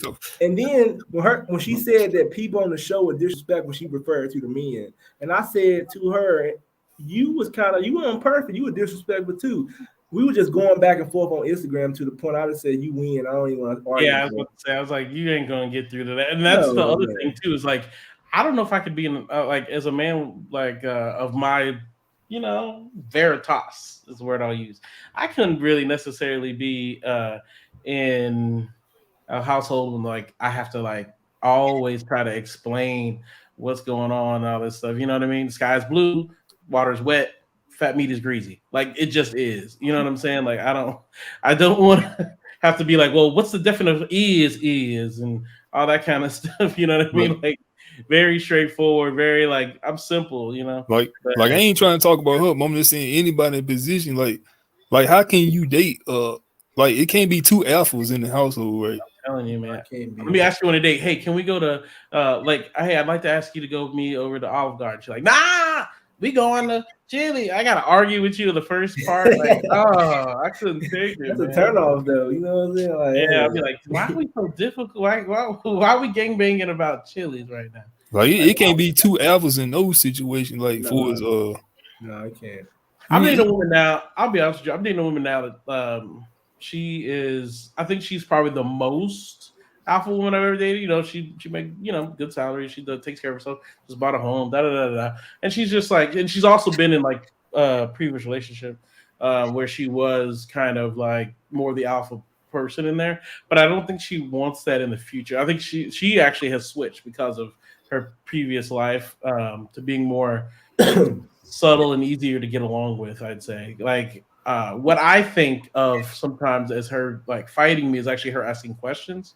And so I've had to like change in one way, and that is like not taking it as an attack because she's asking my some questions and actually like explaining to her what's going on, and she takes the explanation, which lets me know like that is what I kind of would like. So I think you can, if she's really on the path of like understanding you, trying to be on your team, just wants to know, okay, what's the play? You're like, you the quarterback, what's the play? Do I go straight, make a left, catch over here, and she just asking questions about the play. You know what I mean? That's all she's asking about. She still don't run the play. She just want to know. Let me ask y'all man a question. So the woman who says she's the alpha woman, that mean the man he ain't the alpha then. It can't be two alphas. You know what I'm saying? No, it can't be. It ain't gonna work. Somebody bowing to somebody is what you're saying. You gonna fight. That's even in the animal kingdom, man. You look at the wolves and shit. It ain't but one alpha. So if the woman the alpha, if the woman calls herself the alpha, that means the man is not the alpha. So the old girl and her boyfriend, he is not the alpha in that relationship. Well, you can tell. That's what I was. I'm not going to speak on their relationship, but I might say business-wise, I'm an alpha female because I have my own business. I'm always displaying. I'm always at work. I'm an auditor of a certain industry, of the housing industry. So yes, I have to be more combative, or I have to speak with command at work. At home, I'm a mouse. Like, I don't want to have to do that at home. You know what I mean? But another thing I heard Kevin Samuel say about, he said women are called themselves a title. For her to come out, or any woman to come out and say, I'm an alpha. What are you the alpha? I mean, you an alpha woman. You know what I'm saying? She's pretty much putting out there like, I run this, I dominate. So we knew what she dominated when she said that. We know when a woman said that, what they dominate. So I don't think a lot of people know the types, right? I might say I'm a type A versus saying I'm an alpha, right? Mm-hmm. So I might say because of my type, I'm outspoken. My love language is such and such, but I think the general terminology to let everybody understand my type is to say I'm an alpha female. I don't think they mean that in the way of I'm going to pull out the whip with my man and he better, I wear the pants in the relationship. But I will say something. You didn't come off as an alpha. Like, I mean, when we was on that show last week, you didn't come off that way. She didn't come off as private life. She didn't come off as a, you know what I'm saying, no offense, but she didn't come off as no bitch. You know? Yeah. She did. Well, I'm Even the not in my woman. private life, but if you call me at work and come off with some BS, you're gonna hear it. You get what I Right. mean? Just like the woman who left the show early. She didn't come off as that bad. She just Nah, couldn't take the she didn't. criticism. She couldn't take anything. She was very sensitive. Yeah, I Yeah, mean, you you know, got so I can understand. But like some people, nobody said. Well, I mean, it was the facts. You know what I'm saying? Yeah, it's all right, guys. I think we do a good job here. I think you guys, especially Papa Pimp, does a good job being moderator or whatever. We got that 23-year-old. That was he came in at the wrong time. Yeah. But I will say this. I don't want to cut you out, but on the last show, I could have did a better job of moderating if I had stood back, and I was prepared to do it today.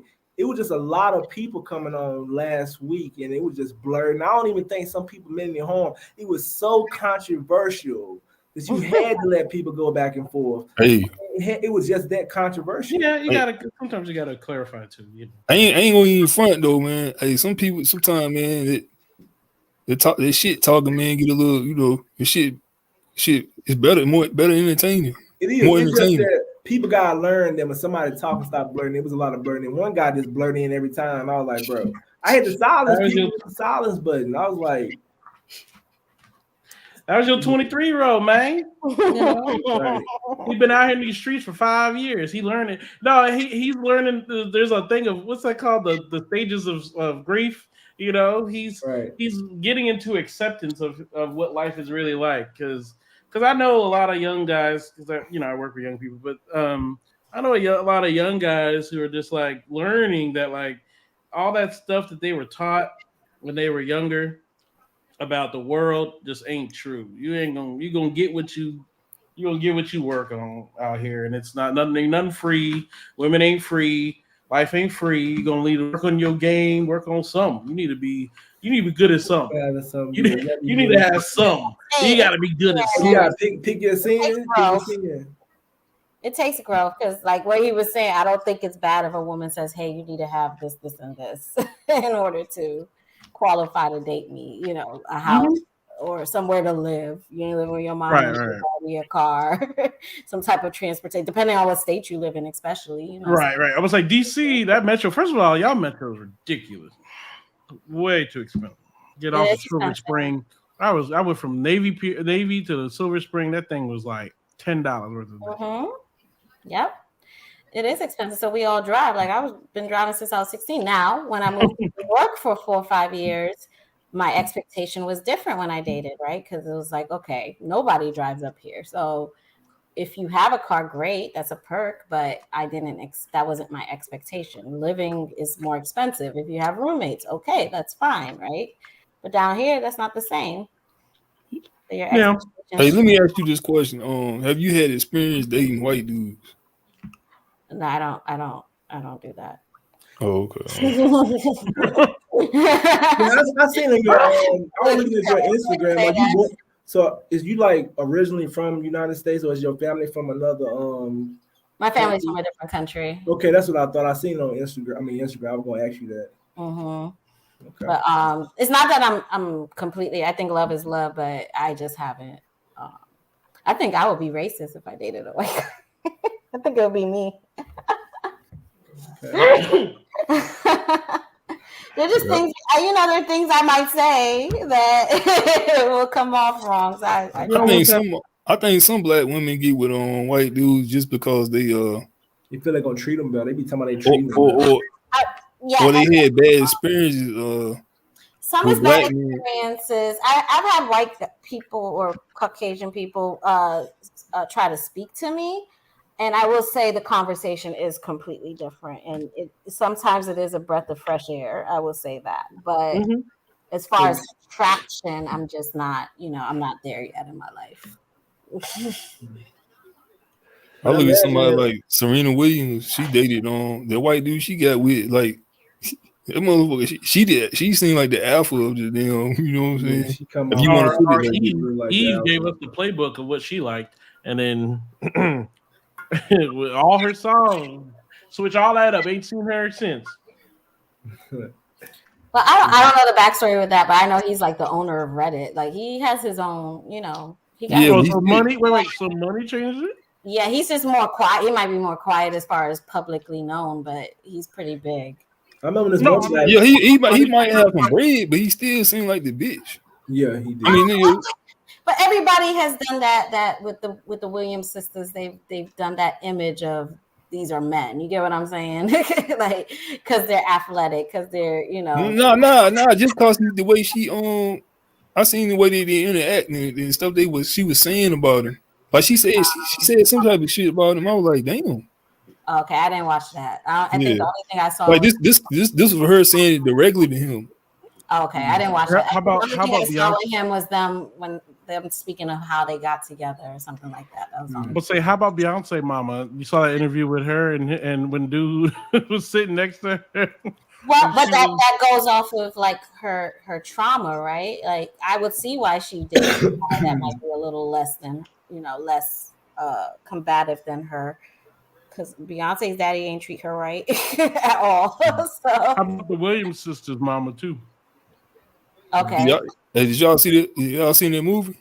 No, I ain't seen that movie. That is King Richard. Yeah. I haven't seen it yet. Oh, it's good. It's great. Gotta check it out.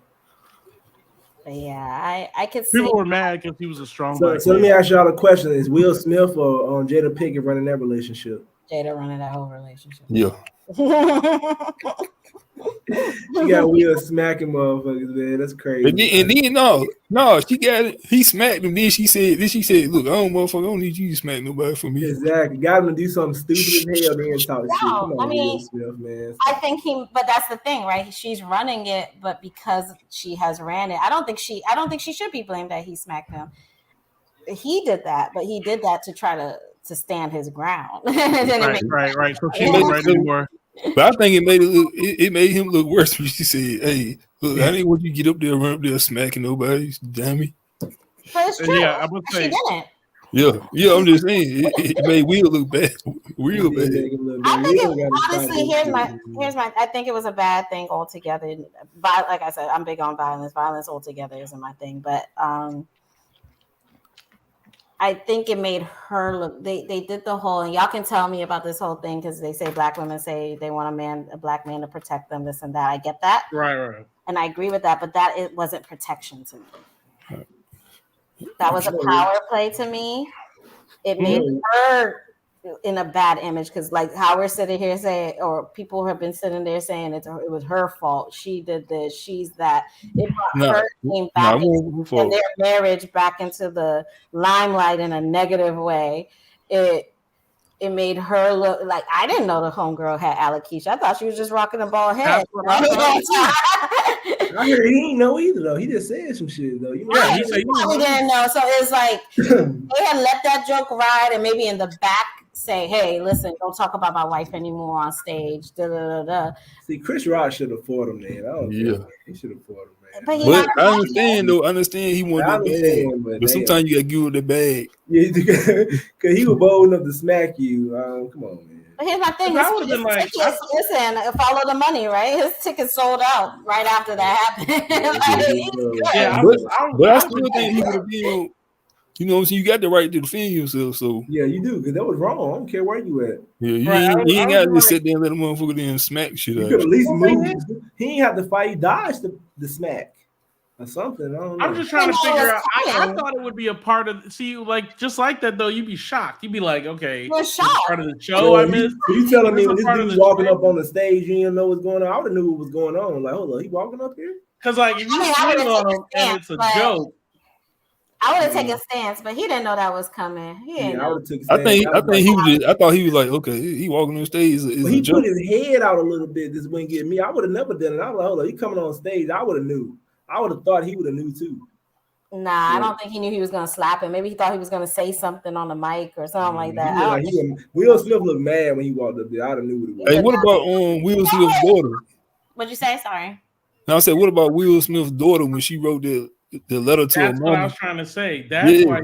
I didn't see that. What happened? Oh, that's why he's like the way he is, because her daughter is writing love letters miss you letters to Tupac that she died 10 years before she was born. And like I'm trying, and because her mom is so sad, you got to read the letter. her mom is so sad that Tupac that he's gone because his mom misses him so much, and da da da da da. I mean, that's emasculating. You know what I mean? Like, golly. And she wished Tupac was there.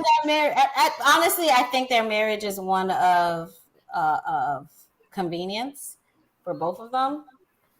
I believe the rumors that they're in an allegedly open relationship. Like, even what was more important than you sleeping around with a young boy that's 20 something years old and going and having your husband sit in front of you at a table to talk about it. He crying and shit. He shed tears. That was emasculating. Everything is very, very emasculating. And then he up Like, there crying and shit. So like, damn. and the Oh, problem man. is, he's like Dwayne Wade trying to appear woke, and it's actually looking really bad because we're not ready for that wokeness yet. I did not. I think there's a different way. I mean, they've been quiet about their relationship this whole time. Just be quiet some more. Like, y'all can discuss it and heal. If y'all stay married, y'all stay married. But having this whole public red table talk, and he's sitting there crying his eyes out about this. Men stay through some bullshit. I'm telling you. Like, you don't see it. But men stay through some bullshit. But why? In all aspects, he has the money. He's more famous. He shouldn't have cried though. Out of pride. He's staying out of pride. But why? Why stay? He doesn't need to, right? He's staying out of pride. It's not a physical need. It's a need of pride. I don't want to have that mark on me. Because he ain't staying for, what would he be staying for right now? What is he pride? For? Pride. I think they want a trend. I really think it's a relationship of convenience. I think it is. I mean, they've been married for so long that it's like they did a high five and said "bad marriage for life." I'm done after that. After she had cheated on you, though. They high fived each other and said "bad marriage." He looking up the wheel. You can't look up the Will Smith. He a bad role model to me. Man. I can't. Hey, and look, men, yeah. And look, it's like he be the way he was crying. Like, I know you be stressed out behind the scenes too. You know what I'm saying? And I thought Will was cool. I always looked at him on Fresh. You want to see the wrong one? On Fresh Prince, I always looked at Will as cool, man. But he had lost all that. Like, and then she came out and said that he didn't know how to please her and stuff. Yep.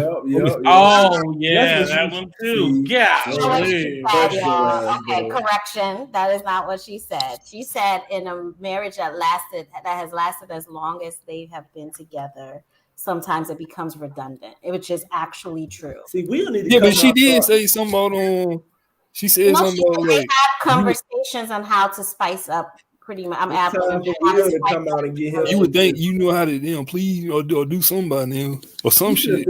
See, that's why he should have came out and started throwing shots too. Like, what was you doing? You can't please me or something. He should have said something. Or some shit. I can't remember the exact quote. If he felt pleased, then he felt pleased. But sometimes it does be. If a woman can, and I'm just speaking on a woman's side of point of view. It becomes a time when we know your count of strokes. Like, no, that's all good. But I'm saying, to end, that's I'm saying you gonna come out and tell everybody this shit. No, it's over. Once she did that, you should have been the end of it. It's over. Yeah, it should have been a private conversation. I agree, but it is factual that and maybe she made it public to say and even I don't know if y'all know DJ Envy, but his wife came out and said that shit in a book that they wrote together. So she said the exact thing. Like, he was not giving me orgasms for a while. No, I'm saying a chick come out and like, she told everybody that shit. I'm like, oh man, this shit over, man. You really told that shit. She said it verbatim that way, but I do believe there is a time you need to spice it up somehow, some way, and change it up. Well, here's what she actually said. Okay, so she said we started this at a very young age, 22 years old. That's why the accountability part really hit for me, because I think you expect your partner to know what you need, especially when it comes to sex. It's like, well, if you love me, you should know. You should know. If you love me, you should read my mind.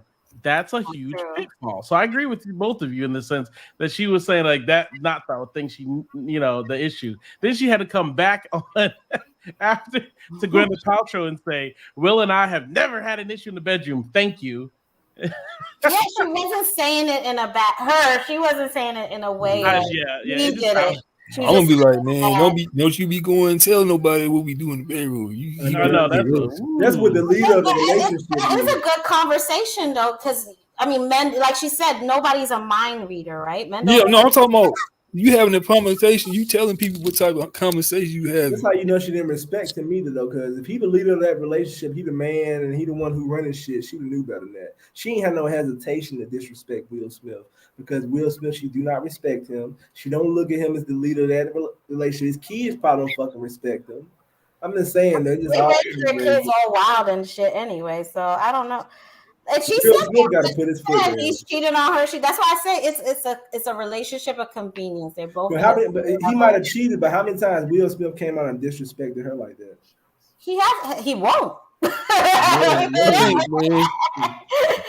that's abuse. Man. That is He ain't even I don't know what you think of Will Smith. I think Will Smith a bitch though. Yeah, he a bitch for that. You ain't came out and defending yourself. I'm talking about just all around. You know what I'm saying? I mean, I never looked at Will Smith as some hard dude though, so it's like that's why you don't gotta be hard dude to goddamn defend yourself though. No, I mean I think there's a certain, like they were saying, if it were anybody else who has actually openly talked about their relationship and their marriage, he ain't gonna slap none of those people. Nah. A lot of black men have disrespected his marriage and talked about it and been open after everything. Oh yeah, Nick Cannon. Oh, no, I was about to say Nick Cannon. Tupac was still alive. Will won't walk on that stage and slap Tupac. If Tupac stole his girl, Will won't walk on that stage. They said Tupac, but I heard Tupac couldn't even fight though. But he wouldn't have smacked him. He wouldn't have smacked him. Like it's a certain. I think y'all were talking about confidence last week, right? Like it's a certain confidence that he saw in himself to say, I can size this man up. But his friend Jazz, Chris Rock is smaller than him in every way. But you so know it's what? easy to be that way when you're to physically, be stronger than somebody. But his friend Jazz came out and said that he would have smacked Mike Tyson the same way. That's how mad he was. Nah, that's a lie. Hey, that's why. That's him being his friend. Because Will ain't say nothing when Chris Rock's brother came out and was like, I wish you would again. And here's the other part about that. Here's the part about the smack that's so stupid is that if it was a woman making a woman could make the same joke. A woman made a joke the same night. Yeah, what do you think? Do you think that he would have slapped Sarah Silverman? No. Like if she had told that same joke. But Regina Hall made a joke the same night right before Chris Rock did. Yeah, I can't remember. I can't remember. Was it about her hair though? See, that was about their marriage, which is worse to me. Hey, that's messed. Hey, you. So it's okay. It's messed up. That it's okay for a man to make a woman to make a joke, but a man can't. Yeah, right. Yes, that's what it is. It's basically it was a white man. You think if it was a white man, he would have slapped him. That's the other part. Hell no. Richard, what's his name? Gervais, the guy who's been doing the Oscars for I don't know how long. Ricky Gervais.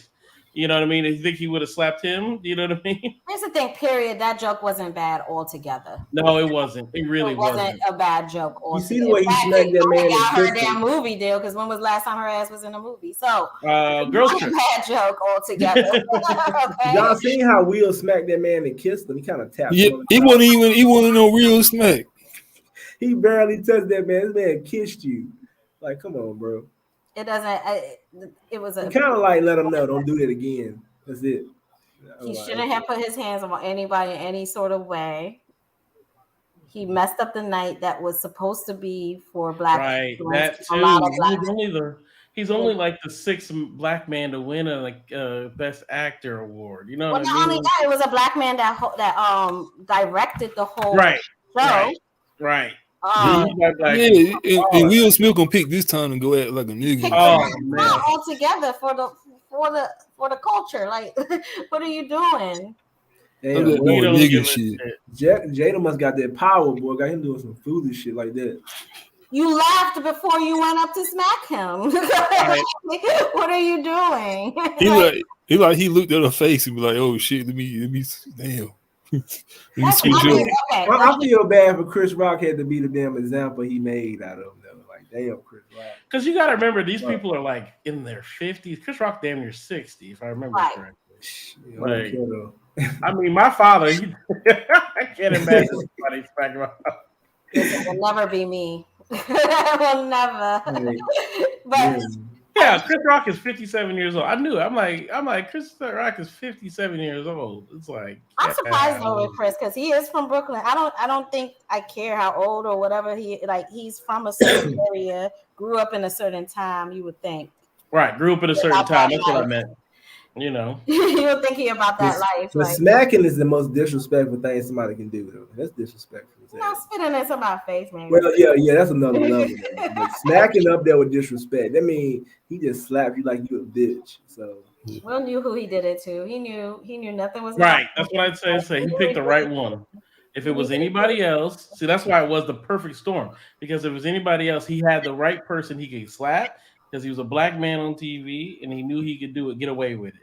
Because I don't want to be remembered as the man who let somebody smack the shit out of me on TV. And shit crazy. And the thing is, you put your relationship out there in the public. Y'all sat down at that red table and ate my fucking business. Ain't nobody make you do that. I didn't want to know. I really didn't want to know Will Smith's stroke game. I really didn't want to know. You know what I mean? Like I was bombarded with it because everybody's taking clips from it and all this. So I had to I already knew. Wait, which one? The one where she talked about the cheating? That and the Gwyneth Paltrow interview. I was like, okay, I'm done. I mean, okay, like I said, I didn't take what she said at that interview as anything that bad because she did not speak about. She just said they were young, and you think that each partner should know each other, or you think, reading minds and all of that. I think that needs to be discussed because people have not in public though. Huh? Not in public though. No, I think that's a good discussion. Like, what do men? Men aren't mind readers. Women aren't mind readers. Like, what makes maybe I want a one-on-one thing in a relationship. Yeah, y'all should speak in private. Yeah, because everybody different. Every woman different. Every woman ain't like the same thing. So. But that's the thing, right? Everybody, when you're young, coming into a relationship or your first real serious relationship, you think everybody's the same and you should just know because all you have is TV for the most part, unless you have two parents that grew up. And even that, they kind of give you a blurred version of what a real relationship is about, especially sexually. Because there's only so much blurred version of he got to know, he knows how to touch me right. He knows how to do this. She knows how to do that. And that I like that. So it does take learning and understanding that everybody is different and, questions and conversations need to be had. And I think that's all she was saying in general, like everybody's different, especially if you're in a relationship young, questions and conversations need to be had to learn that person and what they like. I will say this is a conversation that women have to have, Prime. That's what I think that's what she's trying to say because men are like, look, we're going to tell you what we like. You may say that's nasty, but we're going to tell you what we like because we're going to be like, that's my whole thing about men just want you to be able to become what we like. Like, if you're flexible enough and you are submissive enough, you can figure out what a man likes. He going to tell you. A woman's going to be like, well, he should know. Men are like, nah, I told her. You know what I'm saying? And but now that you heard the words, do you still take it as her talking about him and his sex game? I do because here's the reason I do that because she didn't actually necessarily have to give us that piece of personal information to say we can allude to that, right? Well, I've learned in my life, not based on me and Will's 20-year relationship, but I've learned in my life that some people that a third person perspective rather than my nigga ain't hitting my pussy right. Like I'm just like, okay. That's not what she said. She ain't said. But we can read between the lines. Yeah. I'm paraphrasing. At one point, I was bored of this dick and I wanted something else, and so I got in the young man. This is what we putting all this together. I got this in this young man who gave me some new dick. He eating ass too. Whatever it is, that's what that's what I heard. Cheating thing, that's not what she said. Well, what both of them agreed to say, I don't know if it's true or not, is that they weren't together at the time that. Right. Why did he cry though? Damn, but look, they was but then they were still married. They were separated. But they was friends though. You know what I'm saying? He was a friend of her kid. Ask that girl from last stream about kids when you separated and see how that works. About what? That was a shot. The older lady. Yeah. No, he was friends with her son, which is bad. But oh my god, it's so bad. It's bad, man. But, Y'all Like, Right. you think it would have been it would have hit different if the guy was like of her age? yeah, I mean, she know better than me doing some shit. That's your friend, and what you know what I'm saying? He probably like, yeah, man, I fuck your mom, shit. Will Smith lost all the way around in this one, boy. I don't see how you win. Yeah, that was bad. Even if they were about to get divorced, like, you know, you could have got a nobody dude. and moved them in. You gotta go get him another woman or something. And clearly she fucked with that dude's head because the only reason why it came out because he put a whole song out about them. Well, he already has mental health issues before that. Like that's why she was playing. Yeah, she abused that little man. And she was going deeper than just some fling. She was getting into it, getting into his head and some shit. Exactly. Young man, he don't know nothing. He's 23, not playing, but he's a young grooming. man. It's almost what like R. Kelly's been doing. Is grooming. It's like yeah. Then when R. Kelly go 30 years, she ain't getting nothing. She getting red table talks. Yeah, well, he was 23. He was an adult that made this. Yeah, I'm gonna say this though. I'm not condoning nobody dating no 17-year-old, but if a chick 17, she know what's going on. Because I remember when I was 17, I know what's going on at 17. I agree. That's why I'm not. I do believe in grooming. I dated people. I've always dated older than me, but I dated somebody older when I was younger. I was completely aware of what I was doing, all of that. I do not think he should ever be prosecuted or whatever about what happened. I never lied my age. He knew my age, all that stuff. But there is the fact of grooming. I don't, yes, I was aware. No, I don't. I was not under any duress or anything of him doing anything, blah, blah, blah. But there is the fact that I was underage up until a certain time. It wasn't that many years, and we weren't that far apart in years, but I was underage, and my decision-making skills were different.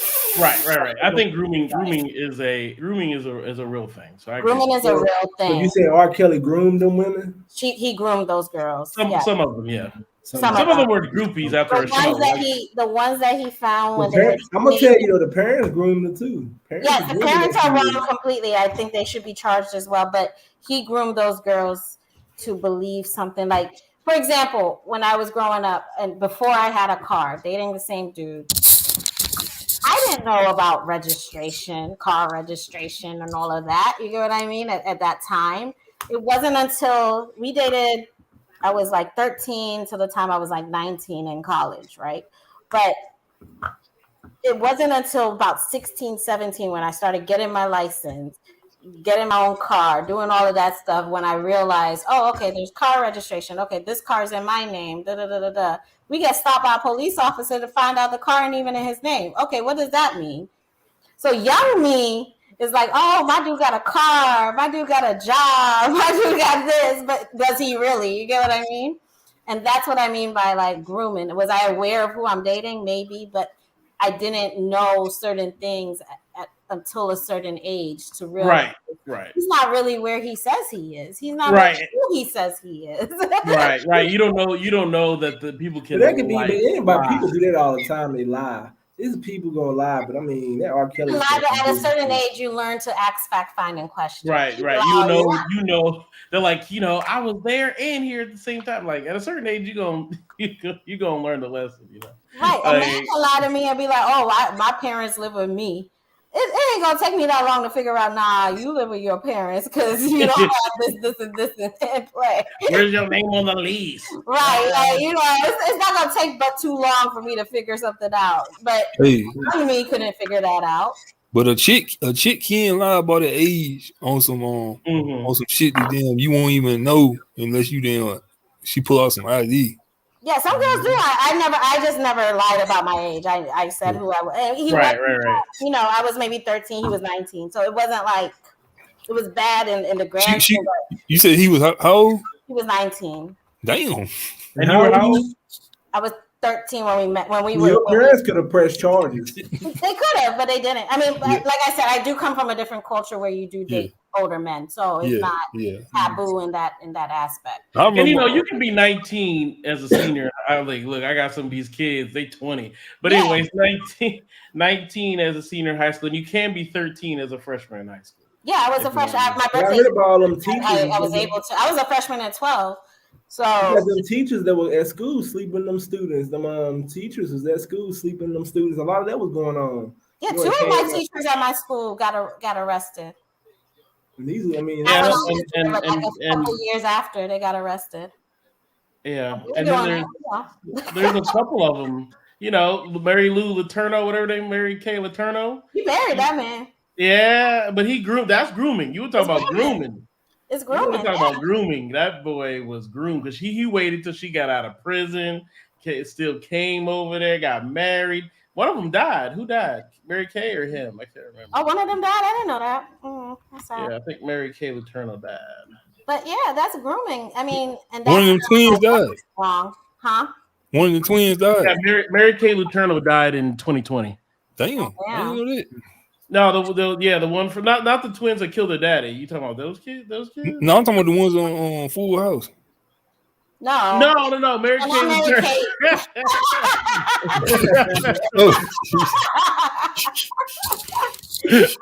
That was funny. Hold on. I was like, she was sleeping with her student, and then she went to jail. But he was like 12, and she was like 30. 12. Married.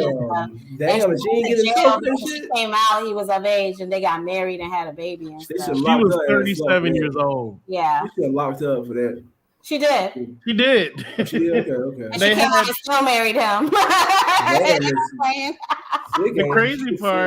The crazy part is she's a level 2 sex offender. They got out. They 12 years of marriage, and then she died. They had a legal separation in August of 2019, and then in 2020 she passed.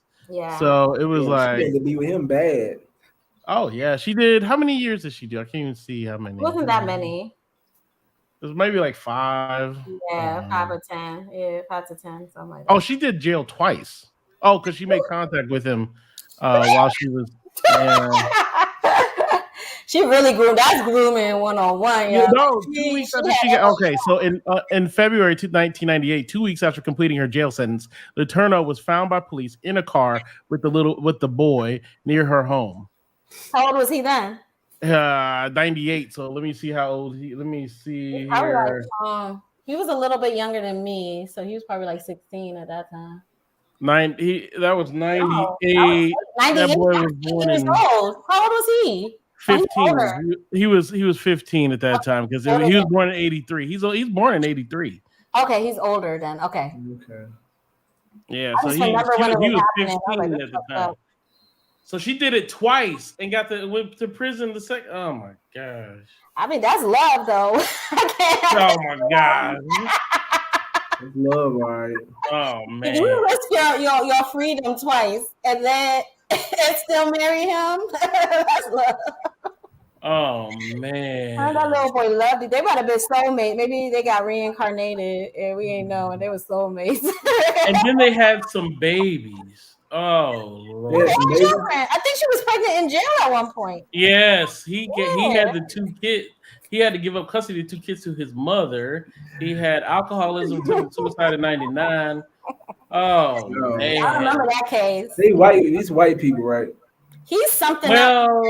What is he, Samoan? Yeah, he's something else. She's white. He's not white. Sound like some white people shit. Crazy as hell. Yeah. But I think they're hitting the whole R. Kelly thing because it's like people have done it and ain't nobody get 30 years, and you gave him 30 years for people who their parents willingly sold them to him. Like I got a classmate who's doing 35, and he ain't actually physically doing it now. He did some, the stuff he attempting to do was terrible, but he didn't actually do anything. You know, I have a cousin who's listening. What was he attempting to do? It's bad. Think of the worst shit. Okay. Bad shit. And he got then so 35 he years. was, he's doing 35 for that Man, classmate for from high attempting school. to do something, he must have been really Attempted. And he wasn't even. What happened was the police officer got in his car when they were about to go and do this bad thing, and he had like all the tools in the back. Oh, he ready to kill somebody. Yeah. So he doing 35 years for that. Yeah, gonna get them blow some shit up on him. Yeah, I was about to say they gave him too much time, but nah, he good. He was about to do like that's what I was trying to say. I was like, but it's still a attempt. They got him at the airport when he picked up the guy, the undercover officer. He hopped in the car, and then as their way out, they just pulled him over, and they had all that stuff in the back of his truck. Oh, he was about to do it. He was about to do it. He was gay. He was gonna kidnap a child. He was doing so they were. We didn't know that he was talking to an undercover person. Right.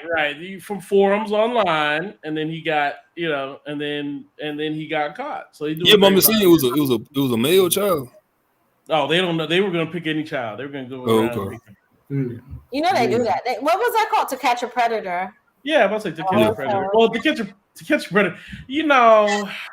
I watched some of that. I read. If you pause during some of those episodes and read the transcript, I'm like. Is that fair though to make up a fake situation and then commit somebody on it? They do it. Yeah, that is kind of something I thought about too. Just like the cars, they're doing that shit with the cars. Yeah, the fake car and all that. So that means you arrest somebody for something they didn't actually do, but it's fake. I don't know. Yeah, it's just like that movie with Tom Cruise. Let's say Minority Report. Yeah. Here's the thing. Okay, little things like I have a friend. She got almost arrested because she was in the metro, and they had a police officer act like a homeless person and drop some money, and he convinced her to pick up the money, and they split it or something. That I was like, okay, that's stupid, right? But if you are, I do agree, they need to be out there in these forums or whatever it is nowadays, because I think in every transcript, the girl said what her age was, and that right.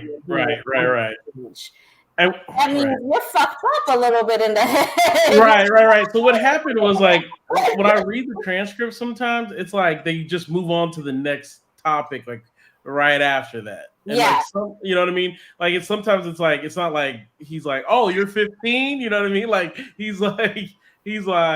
She's like, oh, I'm 15. He's like, so what kind of food do you like? Like, it's like the next sentence, like you didn't even see it. You know what I mean? Yeah. And you so saw it, but like, and then it click in your head, like maybe you thought it was an 8. Some of these men are old. I don't know. No, I'm kidding. But then they still show up to go to see that. I know. That's why I say. That's why I always say. I'm like, nah, they really ain't got much of a defense. I think every he's like, oh, my parents aren't home. You can come over. Yeah. You're right. No, you're right. Like every time they get caught, I'm just like, bro, you showed up. You showed up. Hey, they gotta be brave as hell.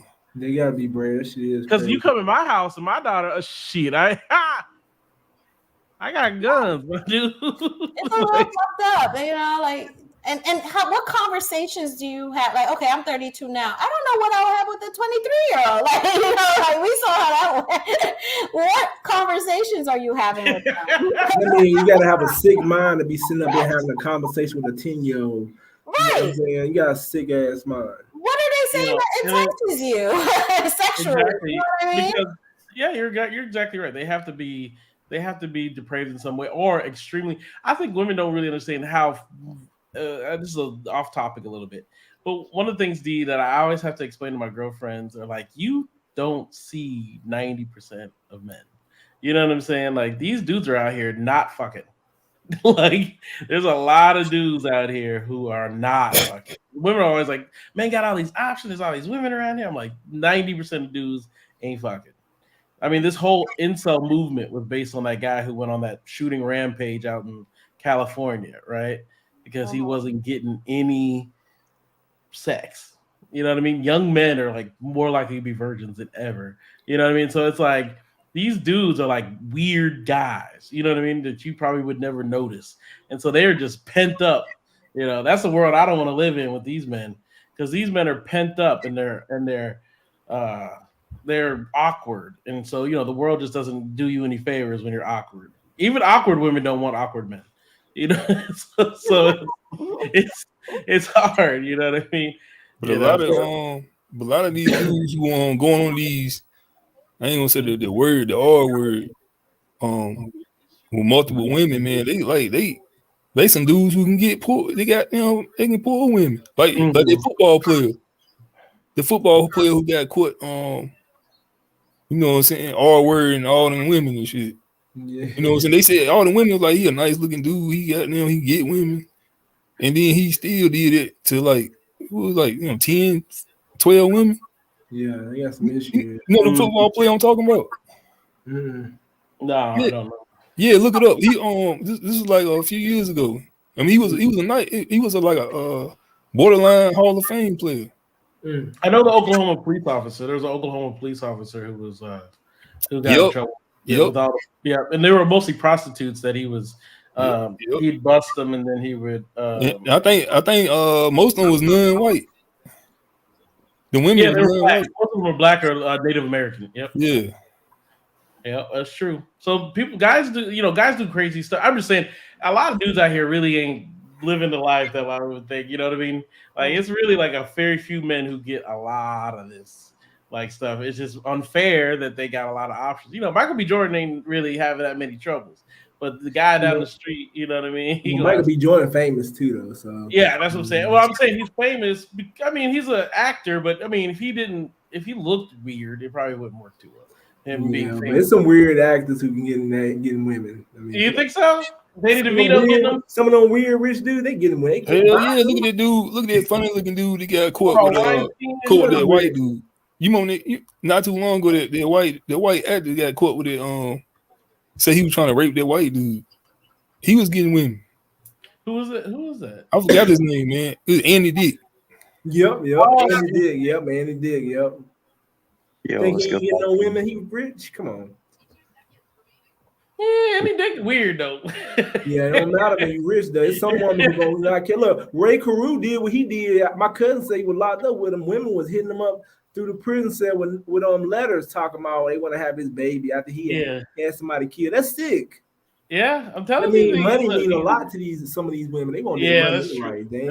That's true. Because I'm thinking about it. I'm like, you're right. I'll take that back. Because I'm just like, I'm thinking to myself, I'm like, man, like these dudes out here, I don't really know. Like, I've been at a club before with my friends who are girls, and like, there's a line to the bathroom for men, which there never is. They don't even see these dudes. Like, they don't even, like, you know what I mean? They're like, there's no men here, and I'm like, oh my gosh. Hey, what's good, Papa Pimp? What's good, bro? How you doing? Cool. No, I'm doing good, man. I'm doing good, bro. Cool in there. Oh, he said, what about the anesthesiologist who was getting women pregnant? Who's shoving? Wait. Oh, that shit actually. Oh wow, that shit crazy though. Like that shit happened in, I think it was like the Brazil or something like that, man. I'm telling you, man. A lot of these the dudes these days, man, like they're sick, man.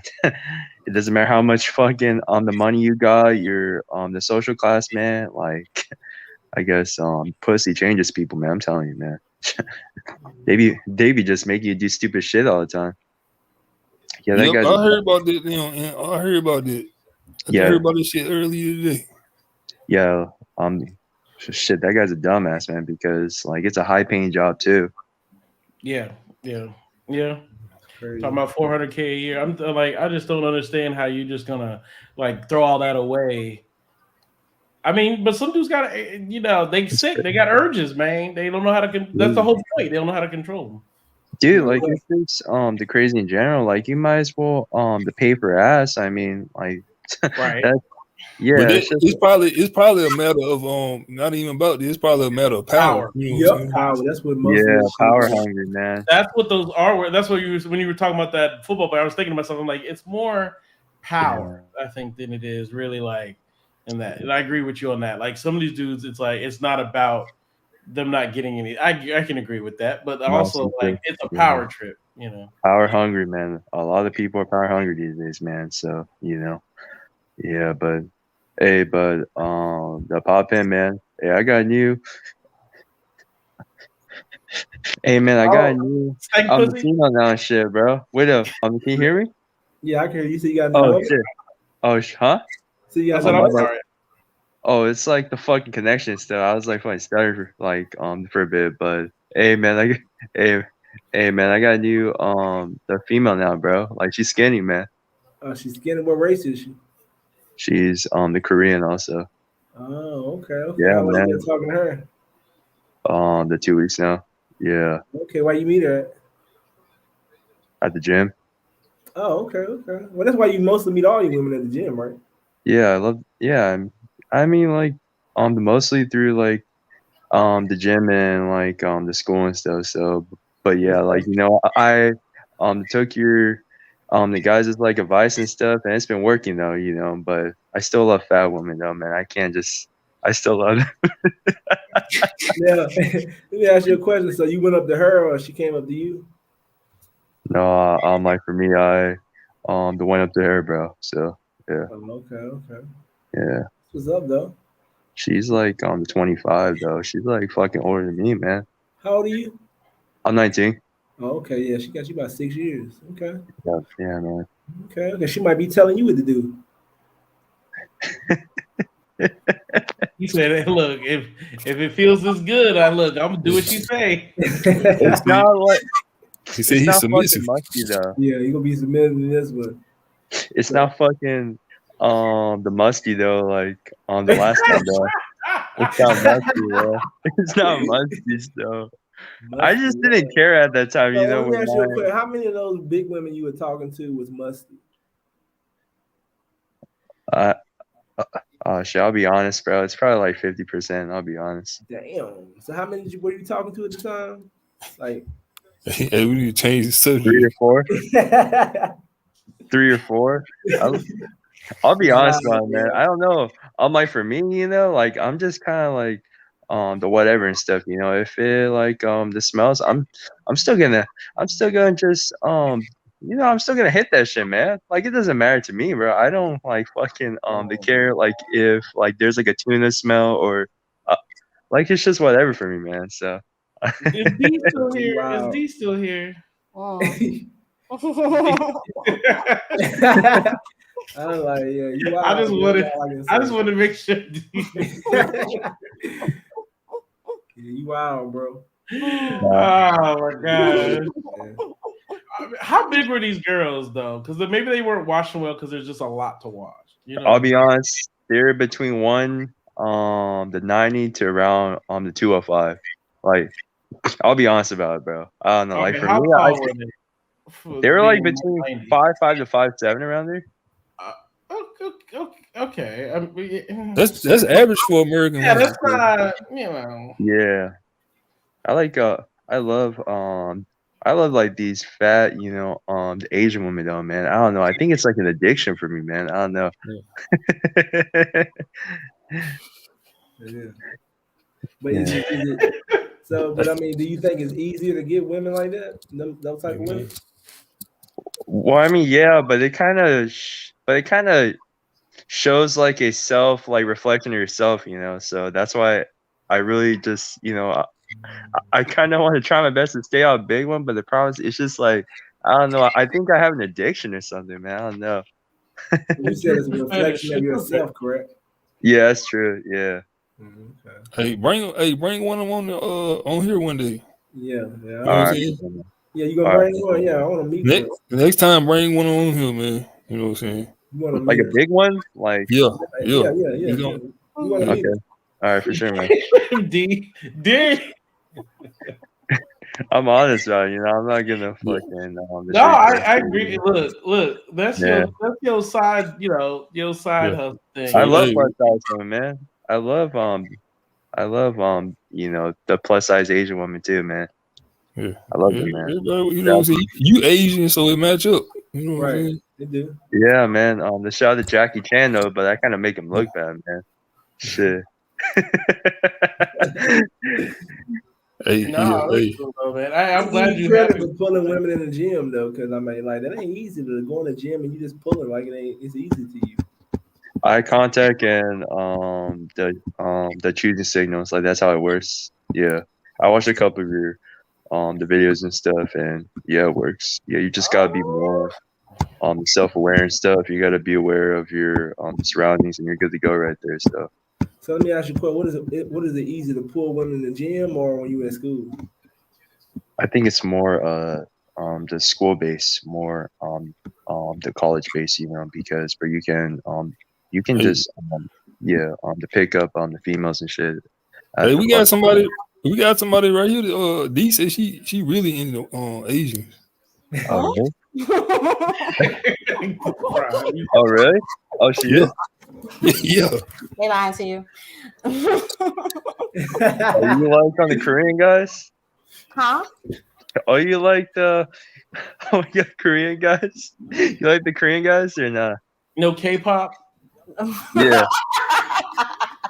I only learned about that because of one of my 16-year-old mentees.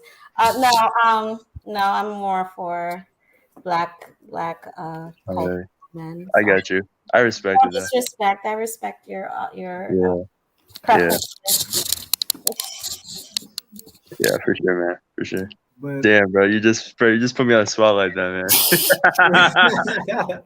Crazy, you the man, though. You the man. You gonna bring that chick on here next show, or what? What show you gonna bring her? Just to give me like a give me like you got a whole squad, so yeah. So you know what I'm saying? Man, you should have no problem bringing one. Yeah, just to give me like a couple weeks, man. Yeah, then I'll work it out. Okay, I'll work out behind the scenes. Yeah, I'll give you a couple weeks. They ain't nothing. Where's the other guy though? The vision bag. I thought like that guy was gonna cold approach at the gym, man.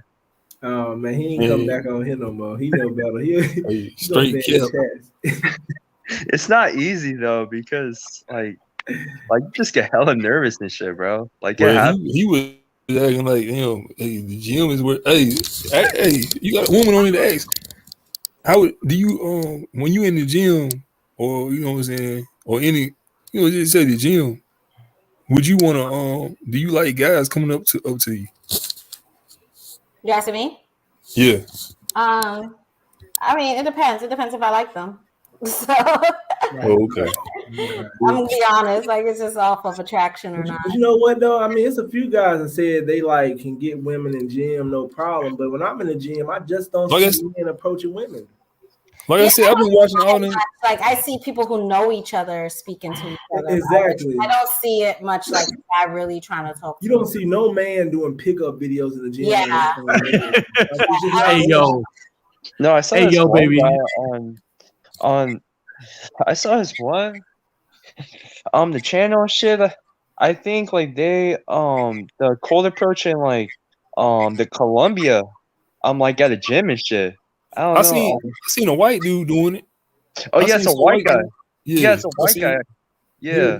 He was pulling in the gym. Yeah, he was. I think like the guy's the channel's name. I think it's like James the Tusk or something like that. Does he do he do it like a weightlifting? He got weightlifting channel and shit.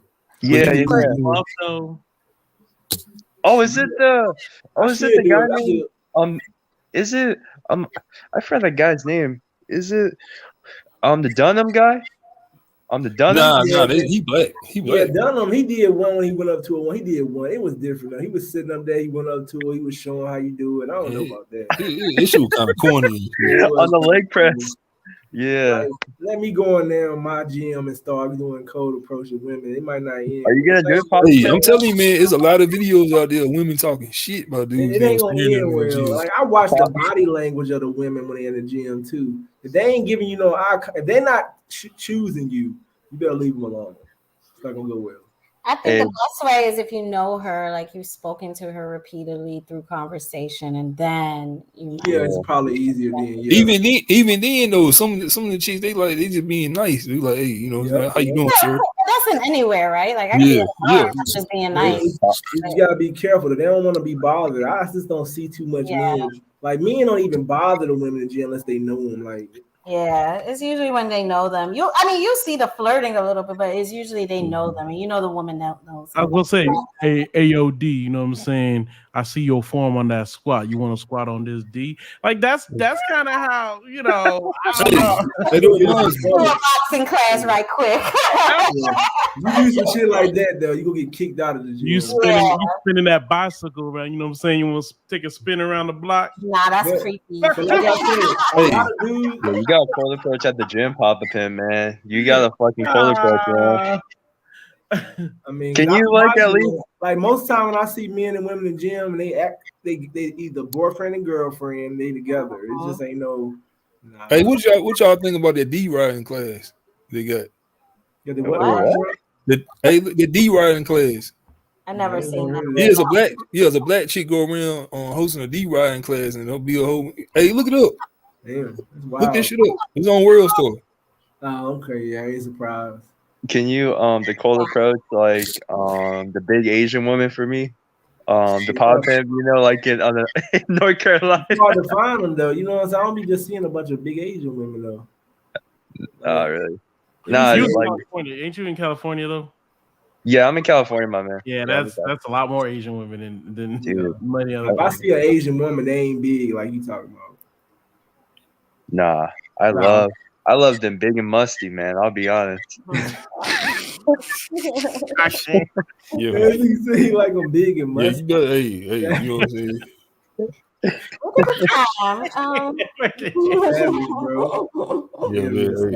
I can't.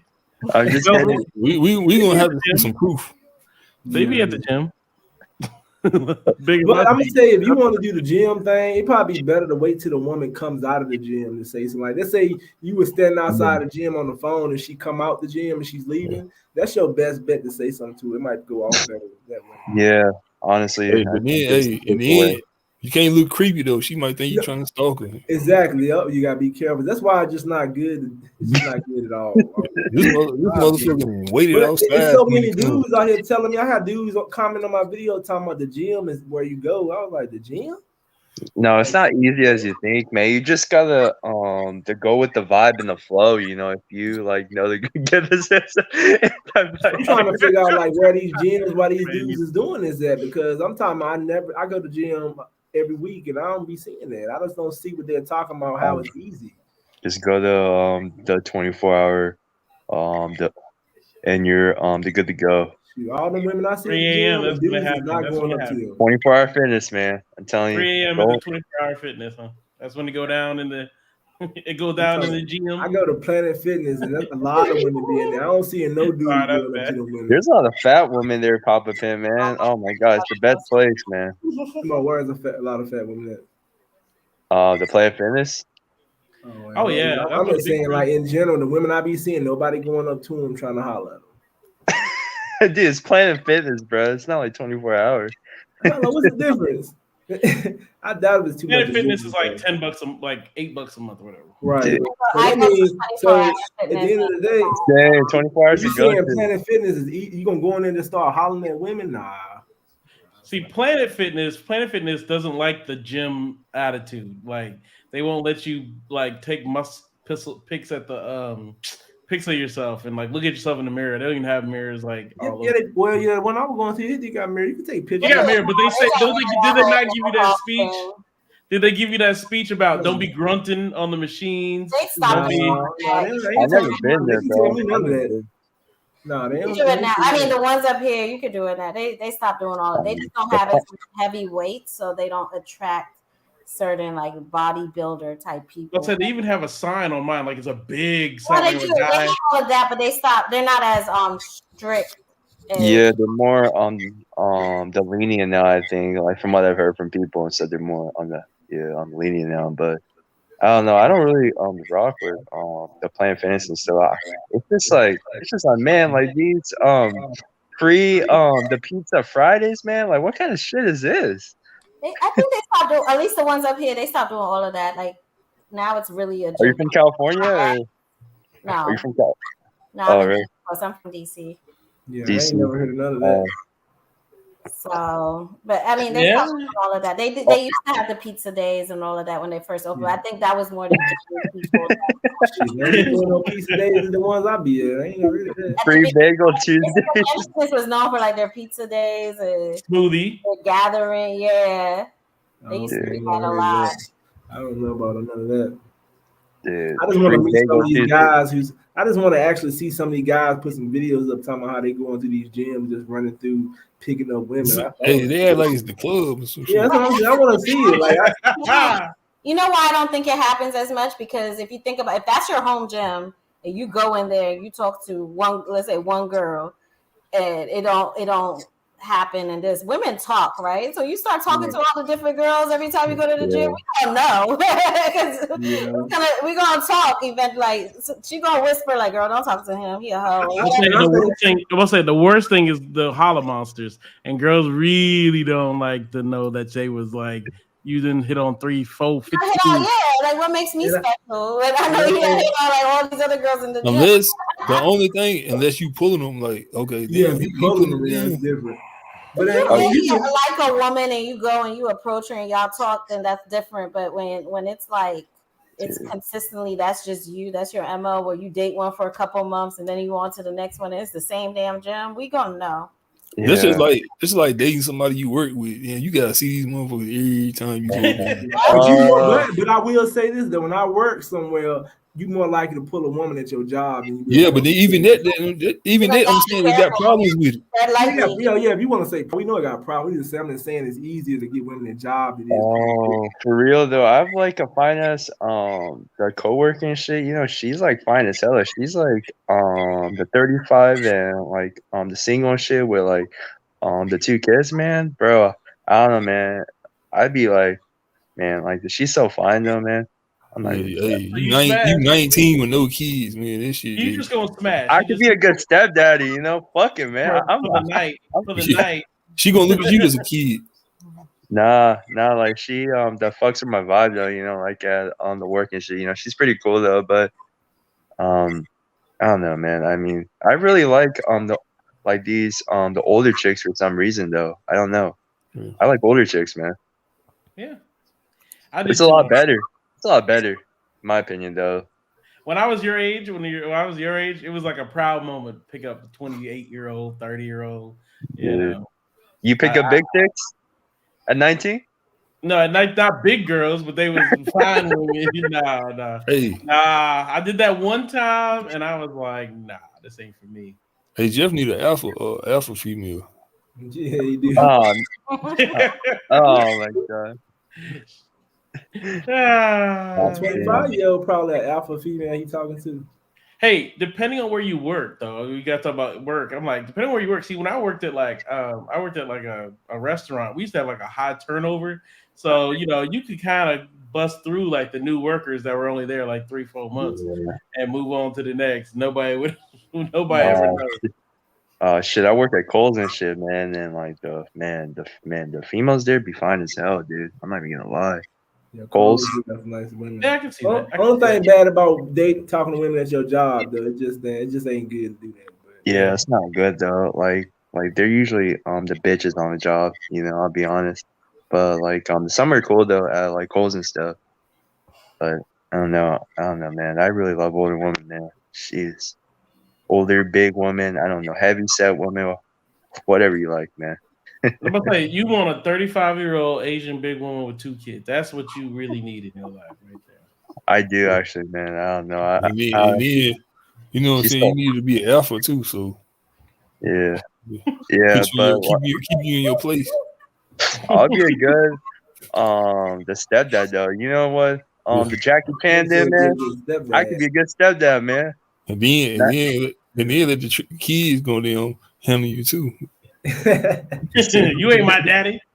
Yeah, I don't know, man. But like she's like a Filipina and stuff at work and shit. And I don't know. She be feeling me, man.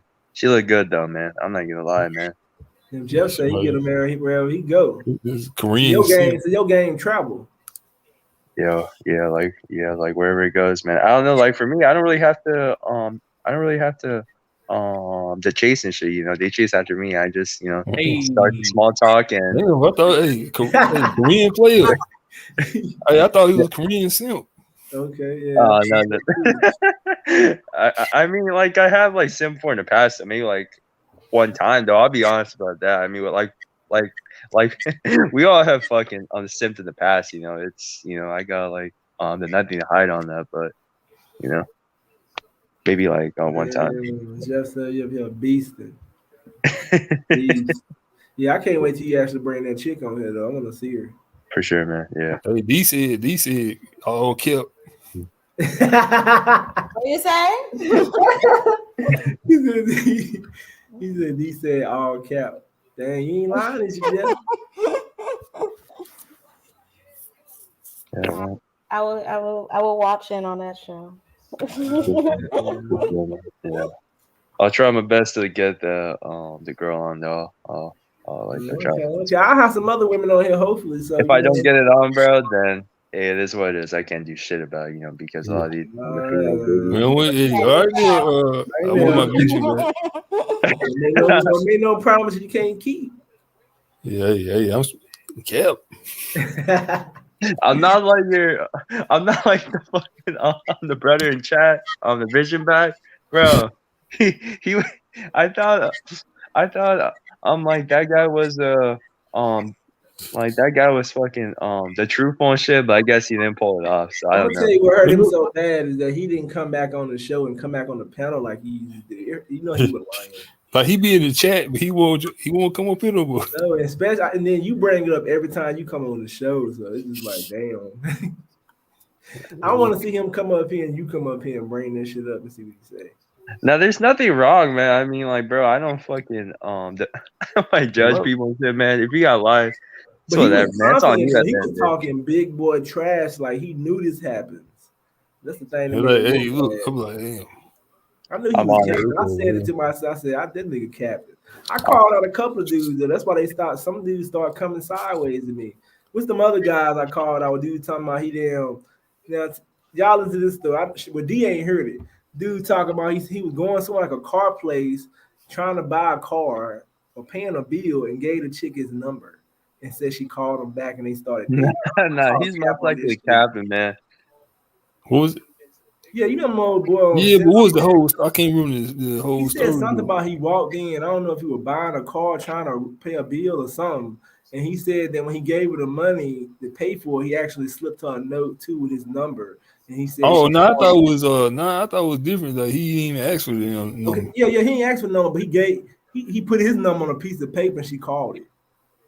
Nah, I thought it was different. I thought he said, she just, she asked. Oh yeah, she slipped her number. Yeah, she took the number off the paper and called. That's yeah, right. Yeah. That's even worse. She said he said he went in there. He filled out something and she called him. Yeah, his number's on the paper. She just took the number and called. That's some Alicia Keys shit from that music video. Yeah, he got mad because I wasn't believing shit. That must start coming to me sideways every time he came on my show. I'll say this though, with that, like the situation and stuff, it is really rare for the female to do that, They that's just stalker type shit. She took his damn number. That's like me. I'm working in a place. A woman give me her information. If you do some shit like this, it's gonna look real bad on your part. Yeah, that's stalker shit.